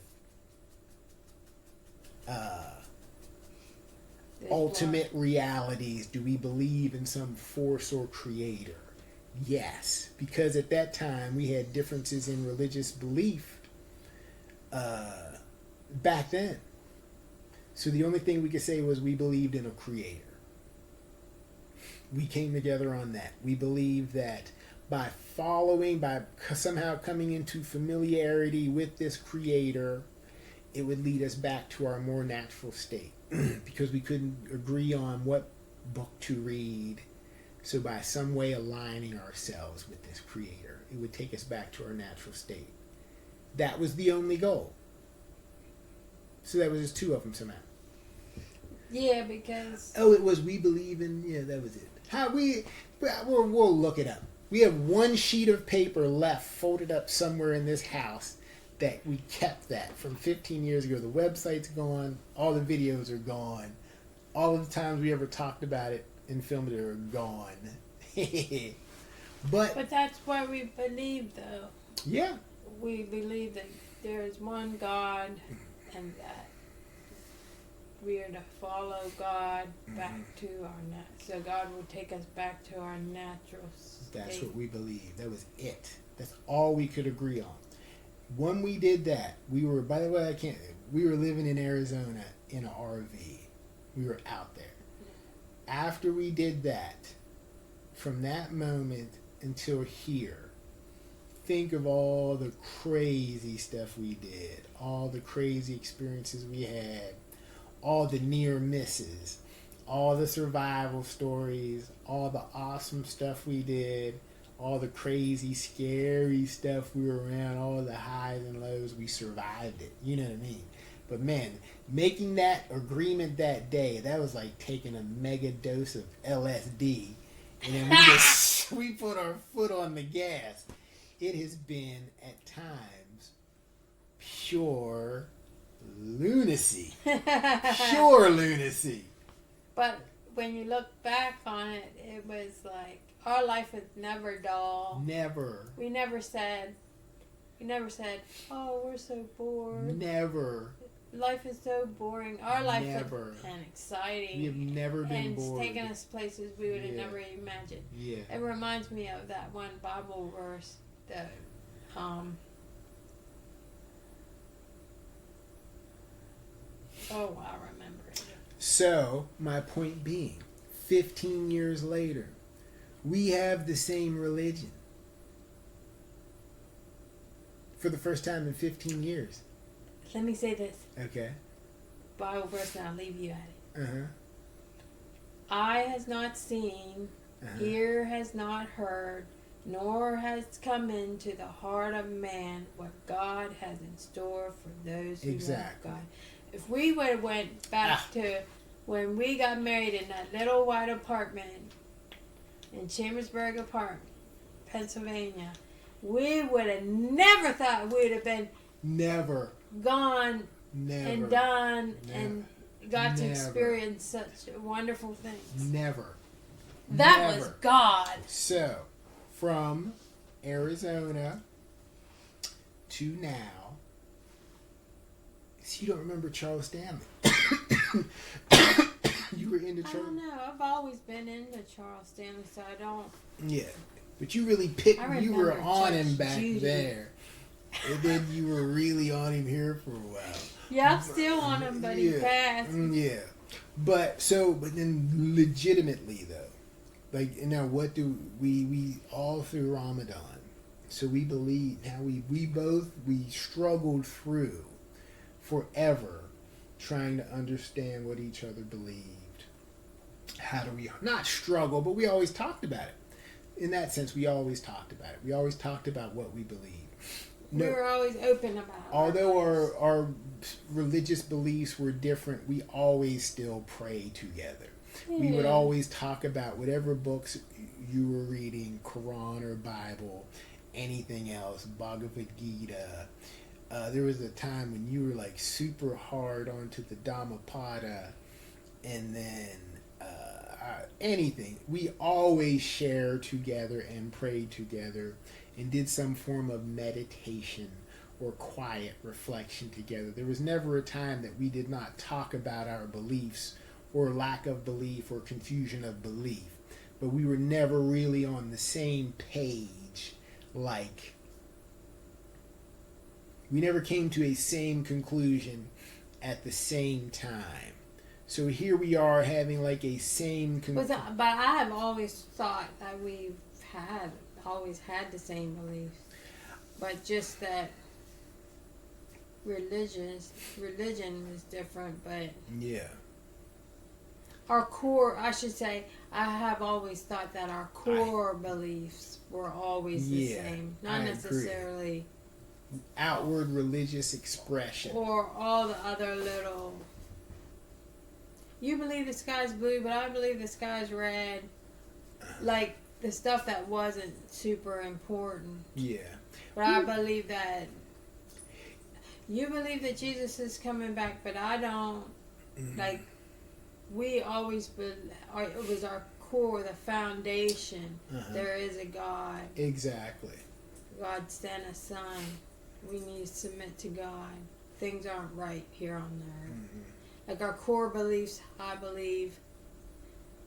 That's how I viewed it. Like we always had the same core beliefs, but maybe the stuff that wasn't the foundation changed and shifted throughout the years. Because now, and we never had a problem with it because we saw that the foundation was right. Yeah.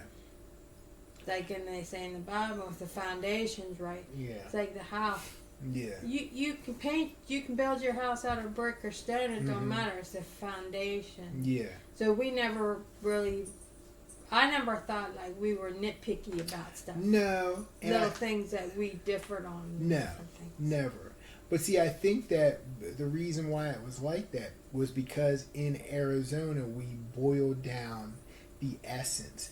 Because the things that we valued, that what we needed to focus on, that's what we had that 2 down. or 3 items that's all we had in common. Somehow we managed to get it down to those super basic things. So thereafter, we never questioned it for some reason. Because before that, we had been through Christianity and mega churches and small churches and all kinds of stuff. So I think that was a good. I didn't know it at the time, but I think now looking back, that was God, because I think God needed to strip it down to what's really important. Because we learned a lot of stuff and got bogged down with a lot of religious negative stuff. Yeah. That maybe we lost our way. And I think that day we were kind of. Right. This is what you need to focus on. This is what is important. Everything else is let it fall by the wayside. I agree. It was weird because it was too much pressure. It's too much stress. There's a lot of stress. So now, as we are here, aren't we doing the same thing again? Because now we just cleared our whole schedule. We've been relaxing. Our passports aren't coming in on time, so we canceled all those plans. Yeah, we were supposed to go to Ghana. Now we're in the process of stripping down everything again. Now we boiled what we have in common, our religious beliefs, are now boiled down to something super basic. You and I study together. You and I now study together the proper execution of Salat. And then we at the same time have a basic Sufi dhikr practice that we agree on is good and beneficial for us. And now we have like a basic study of the Quran where we explore the deeper meanings of these messengers and prophets and scriptures. So I can get familiar with this Quran. But at the same time, now we're stripping everything down because we have something in common. So we said we're just going to dig deep, just like last time. Like we're stripping off everything all over again. We have this one common core belief. Now we can use this to communicate and exchange deeper ideas. Now we'll have similar reference points, because back then it was 3. Now it's probably the same 3, because as we go through, like where we believe in there is no God but God. We believe that Muhammad is the messenger of God. All these other messengers that came of equal value of Scripture, etc. So it's the same thing we believe. Where we believe you should wait.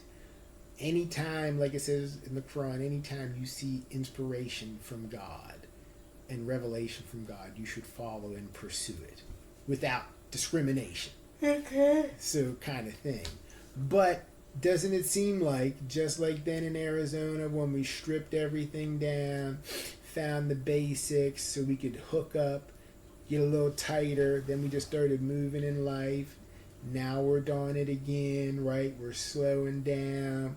We're polishing up what we believe, what we understand about each other, getting our communication together. Now we're talking about figuring out our plan for the upcoming year, next several years. When we lived on Broad Street and we were 24, we said, look, we're going to strip everything down. Where did we... Yeah, we did that on Broad Street. Yeah. We decided, we came to the decision that we weren't going to go to church anymore. And That then was Broad Street. And then we moved. That was the first time we moved, when we moved to Harrisburg. Harrisburg. That was a major life shift. So, It's like that one decision maybe was like a domino and a life shift or something. It So- was like you're like the dominoes going down, down, down. Yeah. It's like you're here and here are all the dominoes. Yeah. And we're standing there and Yeah. we made a decision Yeah. until the dominoes would hit and went it's knocking all these dominoes down. uh-huh. Make a right turn. Yeah. Yeah. So, Like real quick. yep. So, just like Arizona is just like now, was just like Broad Street. Yeah, so I wonder where our right turn is. And then remember when we lived in Harrisburg. Mm-hmm. Am I skipping one?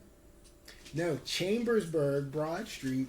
We stripped our whole life down. Yeah, We said, look, that's we're when not. we moved Yeah, to Harrisburg. that's when we moved to Harrisburg. Then we were in Harrisburg, where we were living at. We pursued all different types of things.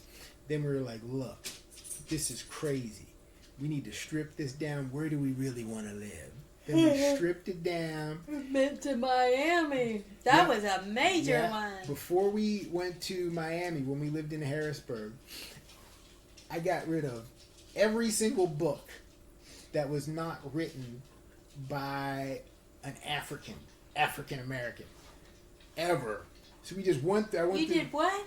Oh, yeah. Every book that was You were not getting like written. hardcore African American. When You were trying to find your roots. So look what we did. So we were in Harrisburg. We were going around. We met all these people, going to these different events, seeing these different experiences. Then we got together. We were looking at where we were living. We saved up X amount of dollars. We were like, what should we do with this money? We started getting credit card offers back then. I don't remember that. What was the name Maybe of our you bank? did. You know, the bank. Think of where our bank was, in that real jacked Where up was it? area where the Blockbuster used to be at. You back then, like Yeah, I Core never, direction. and not really, but yes, back then. But back then, I never dealt with the banking, the money. You always paid the bills back then. I got you. So So for me to remember that would be Yeah. hard because that's still at a time when I was yeah, very much leaning on you, needing Yeah. you to do things when I should have been an adult, but I wasn't. yeah. So. So same thing. We started getting credit card offers. We started saving up money. Remember, there was a period of time when we lived there. I stopped buying so many CDs. I remember we were pulling the belt tight because we Yeah. wanted to move. Yeah. You worked 2 jobs for a I while. worked 2 jobs there. That's crazy. I You did were that 2 or 3 saving. times. Yeah. So And then I had to quit that job. yeah. Where did you? That Then you got crazy, a better that job. laundromat, those people were crazy Yeah, and violent. yeah. And I had to quit, but right away got me another job. Bet. God got me a job at CVS, and they were crazy, but I stayed Yeah. till I got another job At FedEx, and that's That's the how we one. got to Miami. And that was a So- tolerable job. I was Yeah. able to tolerate. So at Outside of Harrisburg, they weren't violent. Yeah. there. And where we lived at, that's another story.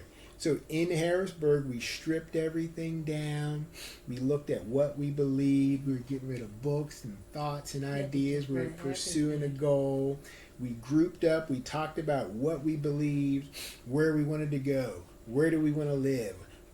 And what we're doing now. Exactly. So we've done, this is my theory. We've done this probably like 9 or 10 times. This is the first time in our life that we're aware of what we're doing. That's crazy. So we could go back through our whole life. It's like our life is running on like a astrological, you know what I mean? How many times have we explain it. Like the same thing happens over like and over. Reincarnation. How many times? I mean, how many times?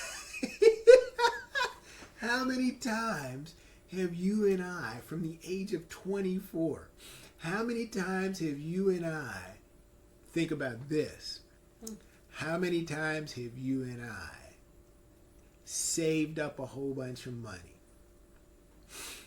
stripped down everything in our life to its bare necessities, and then start giving away stuff? You've been doing that forever. Because I remember you made that beautiful coffee table. I loved it.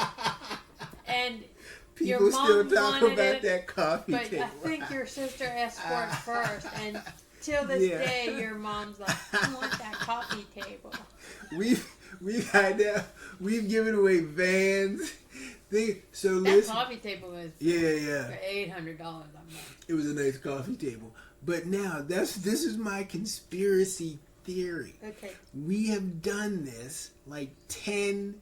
We've done this 5 or 6 times for real, and we never think of it. Get better, it seems. But this is like the one. And then someone told us one time when we were living in a van, we explained what we were going to do to my brother. What we were going to do. This was the first van, I think. And he was like, whatever you do, record everything from this moment on. We're like, no, it's stupid. We're going to go out here and do this. But we never caught one of these. So, we have... This is what Bubby said. Yeah. Think of all the stuff we did not video record. I know, because you got to be in the moment. You got to live it. If you're behind the camera, I'm sure that's good too, but then I think it takes away part of the experience. I know, but then think of how much footage we threw out from Tucson. That was good. Listen, we dumped, think of all the stuff we dumped out of our van in New Orleans. Once we figured out how to live in a van, we dumped rugs, books, electronics, I don't even remember. We're doing it so often. It's just like a habit. This is like and it's right near our anniversary. All the time near our anniversaries. Think of how many anniversaries we've spent in train stations and in backs of vans. This is the first. But we've been spending our anniversary living life. I know, but think of when we came back from California on our anniversary was spent in Amtrak eating vegan pizza that I walked into East LA to purchase, and vegan ice cream. We both walked. I had to walk in because they wouldn't check our bags, and we didn't want to pay the $40. So I walked into East LA and came. That's how we spent our anniversary like that. We're in like hotel rooms that were about to get shut down because this city was going up. So, but think of it. I knew this was real. We have done this so many times. Think of how we do it, and we think of how many times we have lived in a city. Like we were in Oakland, living in a hotel. I opened up a Quran that I've been carrying around forever. I had to get rid of a mandolin. I put a mandolin on top of the trash can outside of our hotel in Berkeley before we caught the train to LA, because I was like, I just can't keep carrying this stuff. And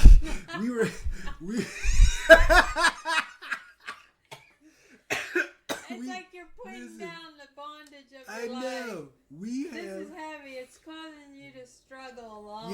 Yeah. Let it go. We have We have video footage of you driving through Oakland, California on a bicycle with everything you own is on your back. That was Everything you hard. own is That's on your back. Probably the hardest thing I ever did in my life. Yeah. And it was raining. Yeah. We have. Are you talking about when we went to the Maya Hotel? When Good one. I'm saying that we have That video was footage hard. of us. We have video footage of us. I filmed you when we were leaving the hotel for the last time in Oakland. Driving down Telegraph we're Avenue. talking about when we're leaving. Yeah. I was thinking about when we were going to No. Mayan. Driving down to Telegraph Avenue. Yeah, that was hard to too. catch 'Cause we had a lot Amtrak. of stuff. But that backpack that you have on right there, and all of those clothes that you have on right there, that is every single thing that you owned in Yeah. your life is in that backpack. Crazy. Behind, And we always said we wanted to do that. yeah, I'm behind you filming you. I finally had to give up the ukulele. I drove that ukulele across the country. So check it out. When I'm behind you filming you, I'm riding with a backpack on. Everything that I own on the planet, all of our clothes, every pair of clothing you have ever worn for that entire 6 months, 7 months, is in that backpack. I love that backpack. Yeah. Do you still have it? I don't know. I might still have it, but I don't use it anymore. Yeah. But a long time after all that was done, I used that because Oh, it's yeah. such a good backpack. And when we came back from Los Angeles, I think I would, in Hollywood, I would take that backpack and take it to the laundromat and put all our clothes in. yeah, That thing was... yeah. We lived out of 2 backpacks. That's what's crazy. How are we gonna? But so, point being, when we were doing that, when we left Oakland, we did the exact same thing we're doing right now. We said, look, I had 2 jobs back then. Because I worked at Sprouts in the evenings. Yes, you did. And I worked at the sake factory I in didn't the know morning. you had them at the same time? Yeah. I thought you quit sake, you went there. Or No. was working at Sprouts, quit there and went to sake. I quit Sprouts because the way they ran the Yeah, hours, that and I was just went back to weird. one job. But when we left there, we were like, look, we have X amount of dollars. Where do you want to go? How are we going to get there? Okay, let's link up. When are we leaving? Etc. How did we pick Long Beach, though? I mean, I know we wanted to go to L.A. We picked Long Beach. We had to get back there. So Okay. this is my point. We have done this exact same thing over and over again. If we record, we pray together on Monday and Friday. If we sit down just with this, no video because we have 0 discipline. We can take No, I have 0 discipline. yeah, we can take this anywhere we ever go, Which is nice. and we could record it. For once, if we start and record this, we could and some video, but if we would just do the audio, we could catch the entire process we go through before we do something absolutely crazy. Well, we're getting ready to do that I tonight. know. For the You want to first, film it? no, just record it here Just and put up record our passports are coming. This is the first time we could actually catch, because we threw everything away we ever recorded. Everything we ever wrote down, we threw away. The point of Oakland was, we were in Oakland living in a hotel. I opened up a Quran that I had. We're living out of a backpack first. I have a prayer rug. I have a Quran stand. and I have 3 Qurans.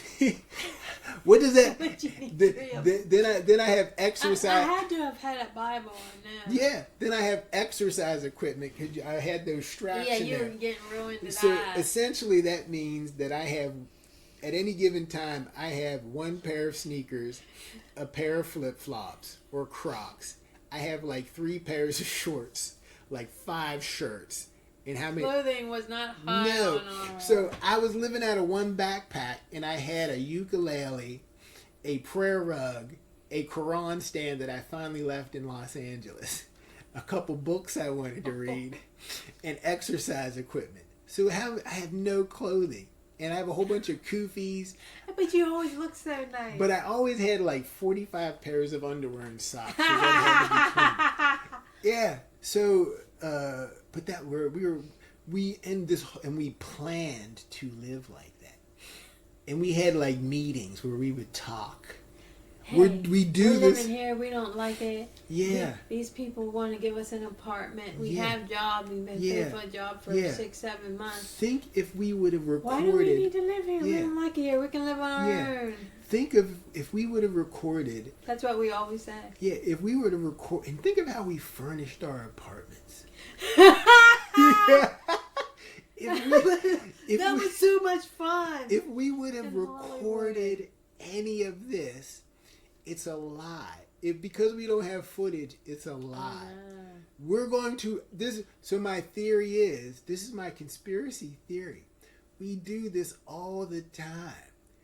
If we record this one for once, you and I, at some point in the future, we'll be able to go back and hear ourselves say what the hell we were thinking. How many times have we lived our life? Think about this. This is why we should. Maybe the recording of it will cause it to stop. Do you think? I don't know. But look, but this is, see now, let's see if this resets. Sorry, I think I. Hit it by So, mistake. my point, this is why I said it's a conspiracy theory. We have done this so many times that we are good at it. This is how many. we are good at This it. is how many times we have done this. Listen, not the interview. I'm not saying listen, but I'm saying You know, this Terry, is how. I know you. This is how many times we have done this. This is a conversation you and I had. This is we've had. Think of how many times we've had this conversation. It had to be at least. Think Wait. of all the places. Wait. No, I'm saying. Let me let it reset. This conversation I'm about to imitate right now. Think of how many times we have had this conversation. Like right now, I would say to you, look. Okay, this is a real one. We have 2 dogs. We have a truck. If we wanted to go from here to New Mexico, we want to leave in 1 month. We want to go to New Mexico and live for 6 months to see whether or not we like it. That's our plan. 2 dogs. We want to show up somewhere in New Mexico in 1 month and live there for 6 months. How much money do we need to get there? Me personally, From past experiences or from what we think now? from past exactly. This is how many times we have done this. We can have this conversation in this much detail because you don't say, why the hell do you want to go to New Mexico?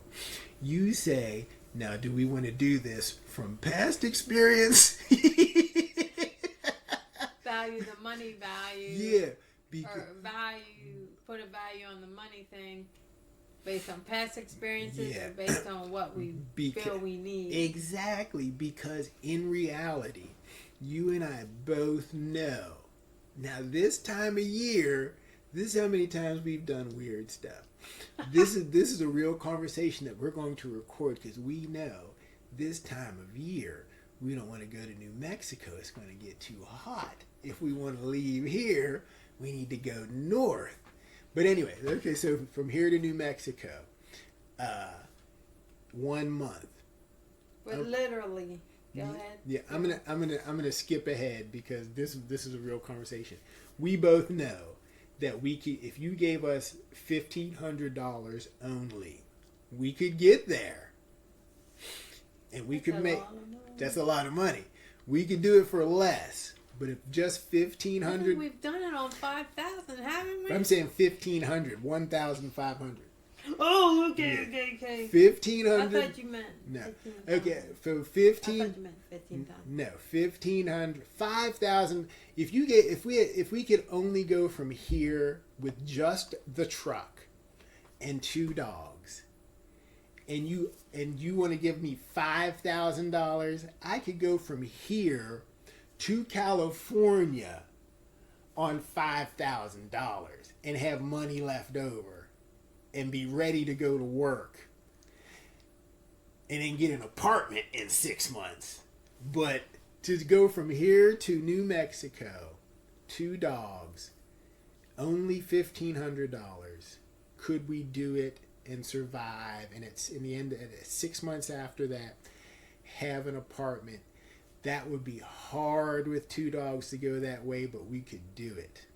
Now that would be a lot harder now too, because of the way I have to eat now. And the way that we choose to live now. But our point being, could we do it? Yes. I don't know, because of the way that I have to eat is so expensive. I mean, if we had to get out there, okay. Get jobs. Let me put it to you this way. We only have $1,500. Okay. This is all we have. We have 2 dogs. To the best of our understanding, New Mexico, there's somewhere in New Mexico that is a good place to live. We've done the research like we do before. We've seen what the job situation is like. We've seen what the living expenses are like. We've seen what it would be like in a vehicle,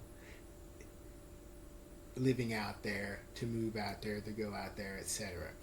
It checks out. We've done all the work. From here to New Mexico, if we get out there at the right time, there are jobs. You could go to work for sure. All we have is $1,500 and 2 dogs. That's our shot right there. New Mexico is our shot. Could we do it? Make ourselves do the required things to get from here to New Mexico with only $1,500 and be confident that at the end of 6 months we would be alive and well. Oh yeah. Exactly. And because, first of all, we've done it a billion times, Exactly. and if we really wanted to do it, we know we can do Exactly. it. We have to get rid of everything. When you get there, you have to go to work. You know what I mean? Exactly. So that. Before you go on. Is that it reset? But I don't know. It has some sort of stabilizer or something. Oh. But my point, that's my point. We have done this so many times. Now, if we did not have dogs, and we already paid for our tickets from D.C. back to Oakland, just me and you, no pets. Yeah. If we had, after we paid for our tickets and had money for our meals, which we didn't do because we're two of the only jokers, not two of the only, but we're the type of people, when we traveled across country by train, I was one of them cats. I was cooking food at my seat. You're efficient. We had packed all those little dried protein soups, and we were eating like trail mix and drinking coffee. We had a great time. Yeah. Once they got rid of the guy, but we had a great time. How about that? So, if after our tickets were paid for, just me and you, could we show up in Oakland with only $1,500, and it costs $600 a week just to have an apartment? Could we show up with $1,500 and survive for 6 months? I'm gonna say 2 things. Is that okay? Yeah. 1, yes, we could. Because we've done it in a degree. We know so much more now. Yeah. And we know what it takes. But we would be at the bottom. Number 2. You gotta live at the bottom. I'm saying we could do it, and would we want to do it is another thing. No, not ever again. Number 2, I know we could do it, not just because of number 1. Yeah. Because even if we didn't have experience, I know we could do it because God has always been with us. Yeah. That's what I'm saying. God, that same primal force we've been down there. seen God get us jobs right on time when we needed it. Been What about broke. Hollywood when we were walking, riding our bike, and I said, oh, let me just go into this nursing home. I'm going to check this job out. Yeah. And he hired us both on the spot. Crazy. I was like, oh shit. It's crazy. That's crazy. God. Yeah. Now, so that's my point. We have done this.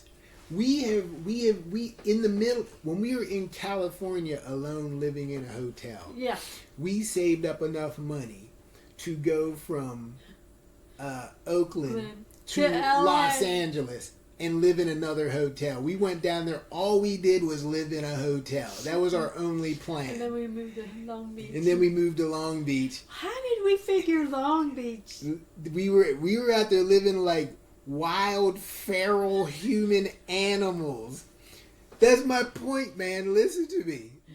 I'm sorry for raising my voice. This is my point. Think of how many times we have done this madness and we have never recorded it. We never started to travel till we got married, because we got married at 19 and 20. So. True. But if you think about it, we were together for a minute now before we got married. A year and a half. I mean, we were serious, deep into each other. Yeah, but that's my point. That was my conspiracy. Let's remember that. But think of this: how many times have we done this exact same thing? We never took pictures of people. Think of all those times we lived in the van because I read a books. So, point being, let me finish this point. If we would sit down and talk about this, right before we do something drastic or crazy, it's always the same. We always strip everything down. We slow our schedule down. We start to sit down. We're like, I love it. But then, this is our life. I do love it. Crazy. But so let me see what. So my point is, my conspiracy theory is, we've done this so many times and we never pay attention. So if we pray together Monday and Fridays, evening at sundown. After we pray on those 2 days, if we would just record the regular conversations that we have, we are going to capture this entire event. From the time the passports come in, from the time we do our anniversary, right when all the weirdness starts to crank up, we could catch all of our reasoning and discussion. This will all be intertwined with prayer and... But are we supposed to? Are we supposed to record it? This is the first time we've ever thought about it. This is natural to our existence. Someone a long time ago suggested that we should record. He said, man, if you're going to do this, you should record everything. Those were I don't know what's going to happen next. That's what I'm saying. We really don't know what we're going to do yet because look, we're so late in recording. We have think of all of our other plans for our anniversary, for what we were supposed to do this weekend. We have already ripped everything down like we do. So we missed that whole process. If we would have recorded the last 2 weeks, if we would have been recording like we said we were going to be recording this whole time, I'm glad we didn't maybe, but we'd have been catching all the behind the scenes stuff that we never think about. But check this out. We have not made the list yet. We haven't made the list yet. Check this out. But listen, Go on. we always make a list at some point. We always sit down and we know how much money we have. Yeah. We know how much money we need. At some point, you go real weird, and the places we pick to go, you will go and research all the demographics. And you sound like never end up in those places. Or when we get there, all your research is wrong.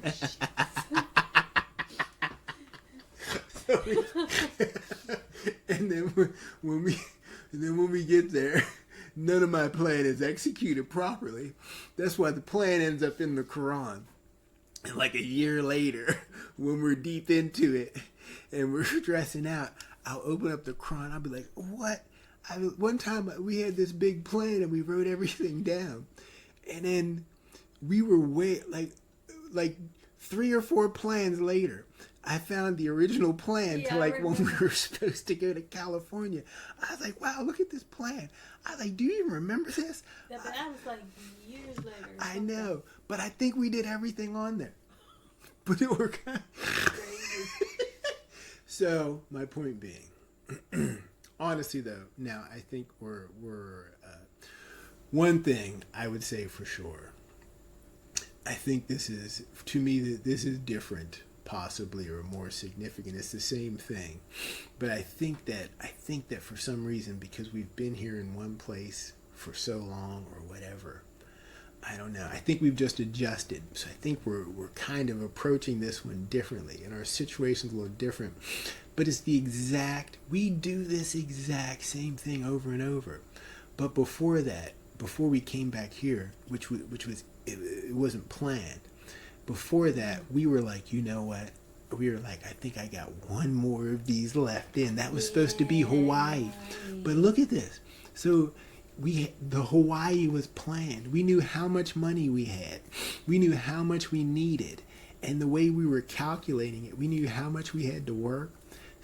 And then we knew how much it was going to cost to fly out and look at the land and come back. We had everything planned out so that when we were going to leave permanently, we were going to have the exact amount of money we needed. Then I was trying to work in that we were going to go see Rage Against the Machine in Oakland and then fly the rest of the way into Hawaii.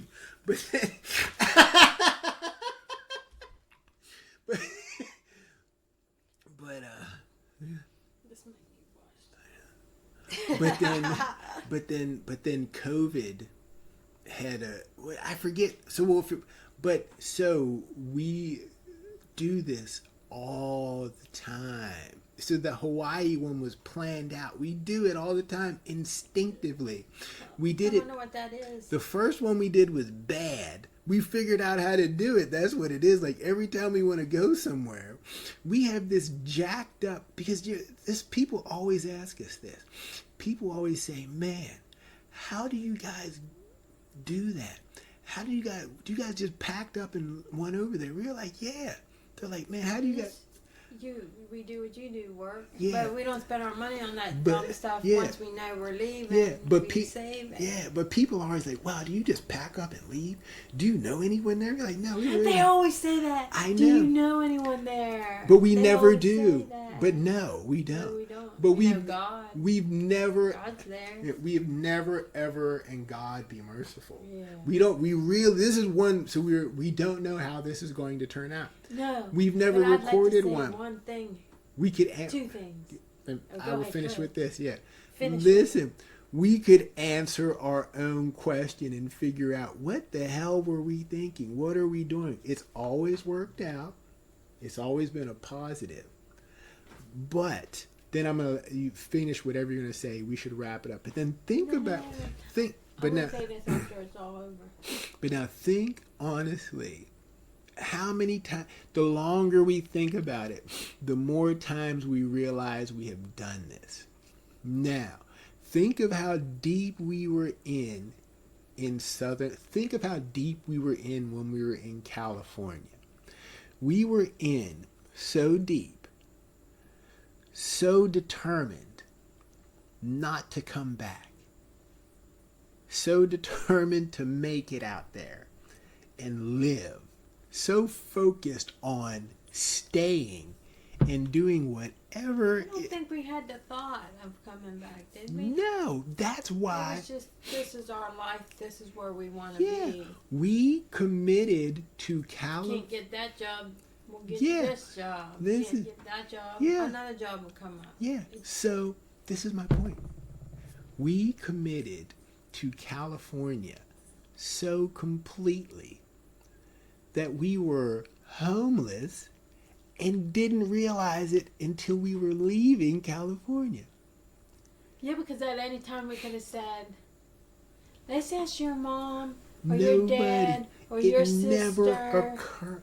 It did when we or left. Tony, if It we could did when come we back. left. But We'd we, stay with them. yeah, When we left them. yeah, we were there.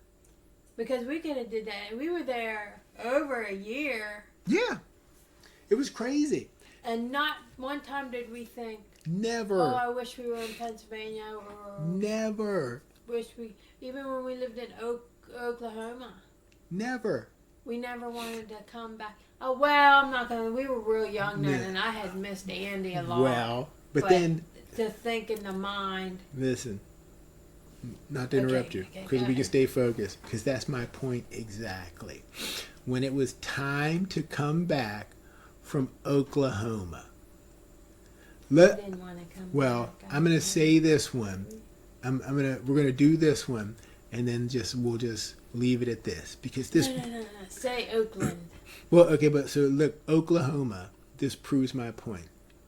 When it was time to come back to Pennsylvania from Tulsa, Oklahoma, think of how we lived out there. Yeah, I remember. We had no furniture. Very stripped down. Yeah. Think of how many places we've lived and never had furniture. I wonder why. That's what I'm saying, man. We're We're just immature. No, I think We just don't have. what it is, we've just been traveling all the time. We're in travel. But look how mode. much stuff we have now. Man, we're gaining more and more stuff every day. But now so look, when we came back from Tulsa, Oklahoma, we drove back from Tulsa, Oklahoma in a Renault Encore that had no key to start it up. To start this Renault Encore up, it had 2 or 3 switches on the steering column. You had to hit these 2 or 3 switches, and then you had to push a button, and it would start. It had no windows. I remember that. That was cool. We drove a vehicle, a Renault Encore, with no windows in it, all the way from Tulsa, Oklahoma to Chambersburg, Pennsylvania in November. It was cold. Yeah. We broke down in Indianapolis, and there was a Took it hole to in the our German hole in our radiator. They took it to an import dealership. We had no money. He said there was a leak in the radiator, and it would cost however much money. And then he charged us, I forget how much, but we didn't get it done. He charged us or didn't charge us anything. Because we got in there, he saw there were no windows. You're flipping switches to start it up. Oh my God. He gave us a container of water to fill up the radiator as we drove because it was going to leak, and said good luck. Wow. We drove that sucker the rest of the way Away. across the country. And that was a horrible place to be driving, having a car that What could were break we down when you thinking? didn't know anybody. No cell phones, nothing. We made it. We sure did make it. We were just young and naive. We didn't know anything. Insane. We just were like, oh, we're going to Pennsylvania. That's where we're going to be. So that's where we're going. Insane. I remember you were going up a hill or down the hill, and God You told took you the were going to wrong make turns. it. We made it. Insane. Was that time? Yeah, insane. You were nervous. We I drove think the direction. you had more awareness than I did of things. But I think also that we just were like, okay. That was it. This is just what we do when we say we're going to go here. That we're was going to crazy. be there. So we have never done anything in a way that was like normal. We're going to do a normal one, I think. We're going to do a weird thing in a normal way, I think. When? This one. This might be the one like we're going to do what we think is normal. We don't want it to be normal. I don't God know. likes a peculiar people. But we thought everything else was normal to this point, I think. To us, it was normal That's what I'm enough saying. To anybody else. So this is our this for us alone. And we always talk about a podcast, and people. Someone said you should record your life. We have no discipline for the video all the time, but this would be the perfect. This is a snap. This is easy. This Sundays. Is 30. We'll be married 30 years. This is the first time if we calm ourselves down and focus, we can catch one of the times when we plan to do what and that's just what to we live should do. somewhere. We should honor what your brother said and do it. And on Sundays, do what we're doing now. Or we have already pushed. Monday.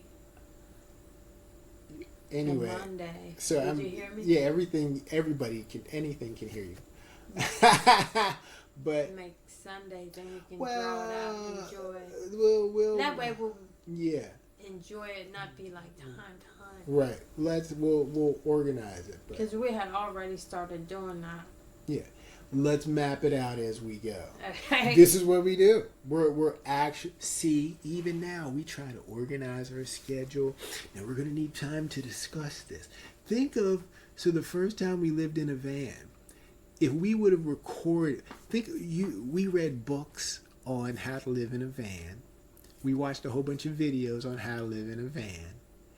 We watched all the videos on how to set your van up to live in. I know it seemed doable by the book, but it was not like none of the videos. And we took little pictures here and there. Think if we would have captured the entire audio process of us deciding to live in a van. Well, that's like how everybody says. You guys could write a book. There you go. Yeah. Because we've never done that. That's a big book. Yeah, and we should. So we agree, and I should end it on this. Yeah. Think of if we had this little thing. Think if we would have just audio recorded any weird event in our life with this right here. We have this has the way I'm recording it has 356 hours of audio that I can record on this setting. So think if I would have recorded the entire 4 or 5 hour event of when we went and purchased that van, he wouldn't even have known. He wouldn't have. Look at this little thing. Pure. We could do that from now on now. That no one will believe that story, how we lived in that van. No one. If we would have recorded that joker, our conversations with him, that would have been audio gold. That'd have been good enough to land in New Orleans Library. Because they had... Yeah, sorry. That's the good stuff. Yeah. So I don't think that we should... This is our 30th wedding anniversary year coming up. We're just going to enjoy ourselves. But it just seems like I feel like for some reason I'm more aware of the fact that we are about to do what we always do. Why not record it? so that we could just look back at some future time and have a snapshot of exactly what we believe. What are we doing with our time? You know what I mean? When we have the discussions, I don't think we shouldn't put up like the actual dollar amounts right away. We should record it and keep it, because I know there are times if we would have recorded. Because if we look back on it, we'd be like, oh wow, we didn't have that much money. No. We were able to do that. If we would have recorded the dollar amount we had the first time we drove across the country and broke down in Fresno, California, if we would have recorded that first trip across the country when we broke down in Fresno, California, if we would have recorded the audio of that, think of the people we met, the conversations we had. Think of the stuff we used to listen to driving across Texas, pitch black. All you see are those lights from the wind turbines from nothing. There was like nothing. It was completely flat. And we would be riding across that. You'd be laying had a great time. You'd be laying in the back trying to sleep. I'd be like, I can't sleep like this. Yeah. It's just all that wind would be blowing in. And we were blowing all over the place. But I'd be back. That was bad sleeping. Yeah, but it was crazy. It was, and just if we would have recorded just the audio of the people we met, we got pulled over by the ATF. Oh, yeah. I had to go. He made me go back into his car and think of I all. was so mad. Think of all the crazy people we met. Think of the dude. Remember when we were in the park in Tucson waiting because I was going to do that spoken word with that dude and how that all was crazy. Think of if we would have recorded all of that. People were on drugs. This was so my point being. That was wow. Yeah, we always talked about some audio recording, capture elements of our relationship or something like that. My theory was, and I think you agree now, we are right at the beginning of whatever this is. We have done this so many times. It's like a star. I think this is we said blows up. Before blows up. And another one gets recreated and it blows up. I think if we do this right, I think we're going to settle somewhere positive. Let me put it this way. Are you wrapping this up? Yeah, so we're just talking. Yeah. Oh, we're talking. It's not on. Yeah, it's on. Yeah. There's no rush. Oh, we can turn it off. We're going to catch one because at some point in time, God willing, we're going to turn around and just listen to this stuff for our own benefit. Because I am so fascinated, God be merciful, to look back from the future and be able for once, because I write it down and we never follow the list.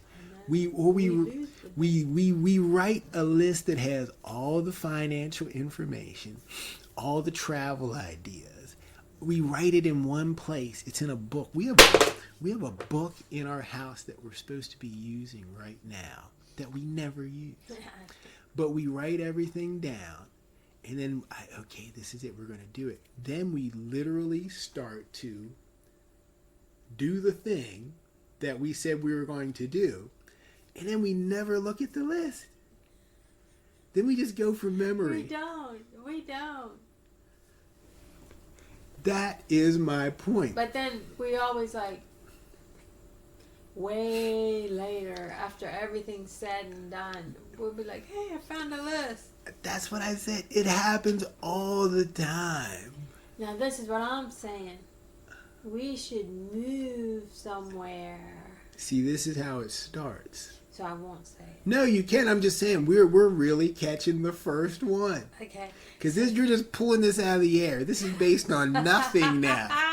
All of our movements are based on. That's what we're going to catch this one. Okay. I simply set up before you say this. You're setting. This is my point. I simply set up this whole scenario You slide into what you always do. Okay.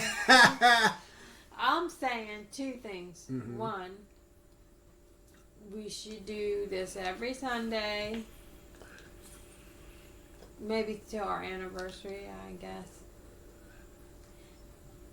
Every Sunday, Uh-huh. in honor of your brother and what he said, to record it. Mm-hmm. And we should move somewhere. We're not that far into the game. Okay, then I want to. We're going to. Tell me when I can. That's what I'm saying.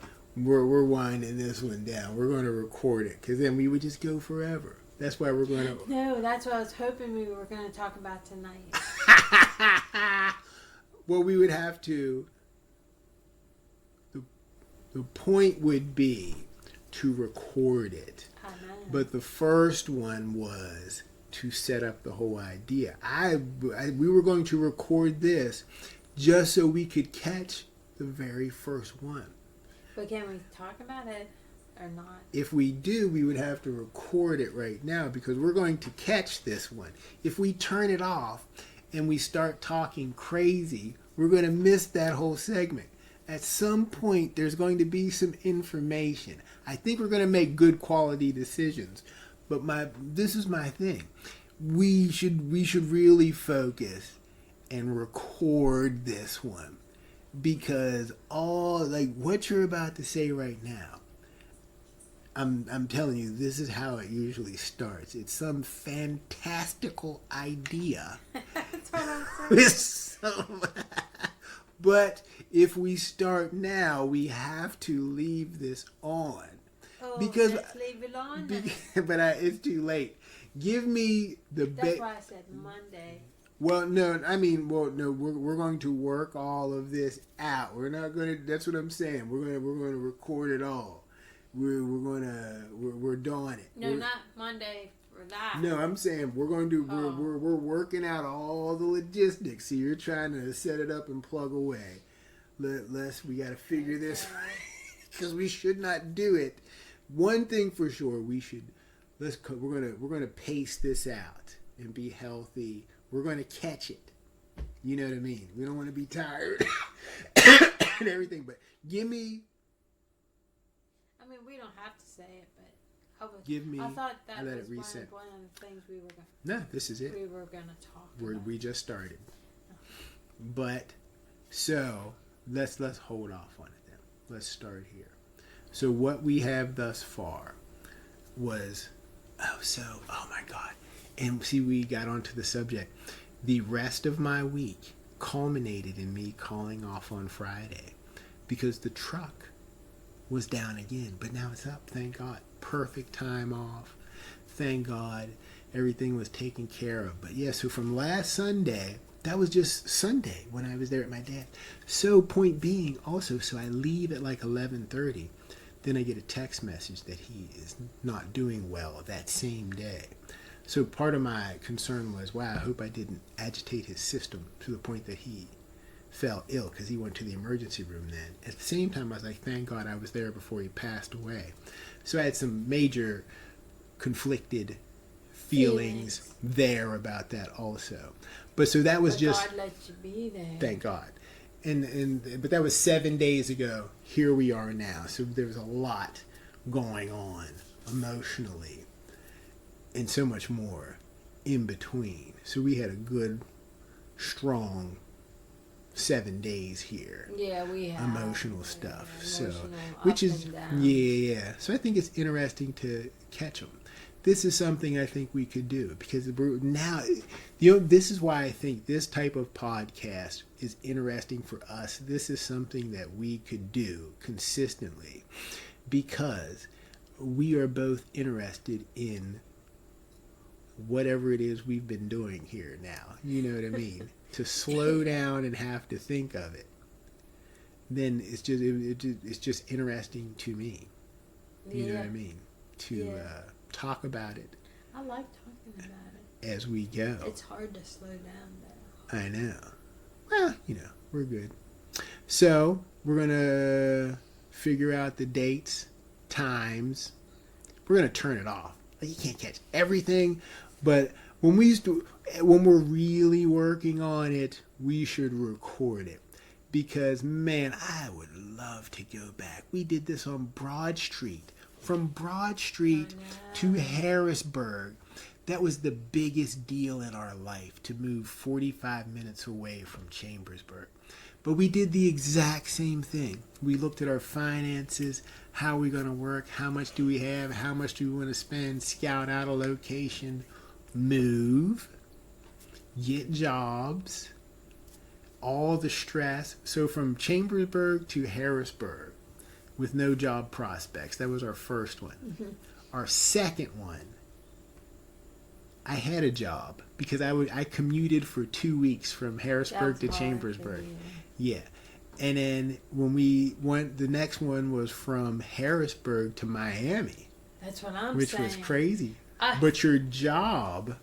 We lived in the ghetto, too. Yeah. Oh, how about that story? There's so much we never recorded. We should have took pictures of all these people. Wasn't meant to be recorded. We lived it. But we've done this thing a million times. It's in the universe. It's never erased. Yeah, we lived it. We do it all the time. Yeah. So it's not like it's our life. You're not missing anything. I've done this. Like then you show up somewhere new and you meet new people at new job, new apartment, new language, new culture, new climate. Yeah. We're going to catch this one though. Sounds good, champ. So we do Monday and Friday is when we're going to pray together. Sundays would be good when we have Sundays off to record. You know what I mean? Monday and Friday, we're going to be around. We should just click this thing on anyway because we're going to end up talking about all of that. Whatever's going on. What do you mean? Do this on Monday and Friday? Yeah. Oh, okay. Even then, and then sometimes when we have days off on the weekend too. But Monday and Friday, we should record those too. Will we be able to? Because we have prayer. After we pray, after we do the official prayer, the official salat, and the other things we do, whatever we discuss after the quiet part of why record the quiet stuff we do. After we pray on Monday and Friday, whenever we start talking, we should just turn this on. Okay. Then we have the actual days. Because as it goes, we're going to be... This is small. Whenever we talk about it, we should turn it on. I know. We could do it. Just because we'll catch it. We're going to catch all this. You know what I mean? Not edit it. Throw it up. We're sleepy. But this is a good idea. It's a good idea. All right, ma'am. That's it.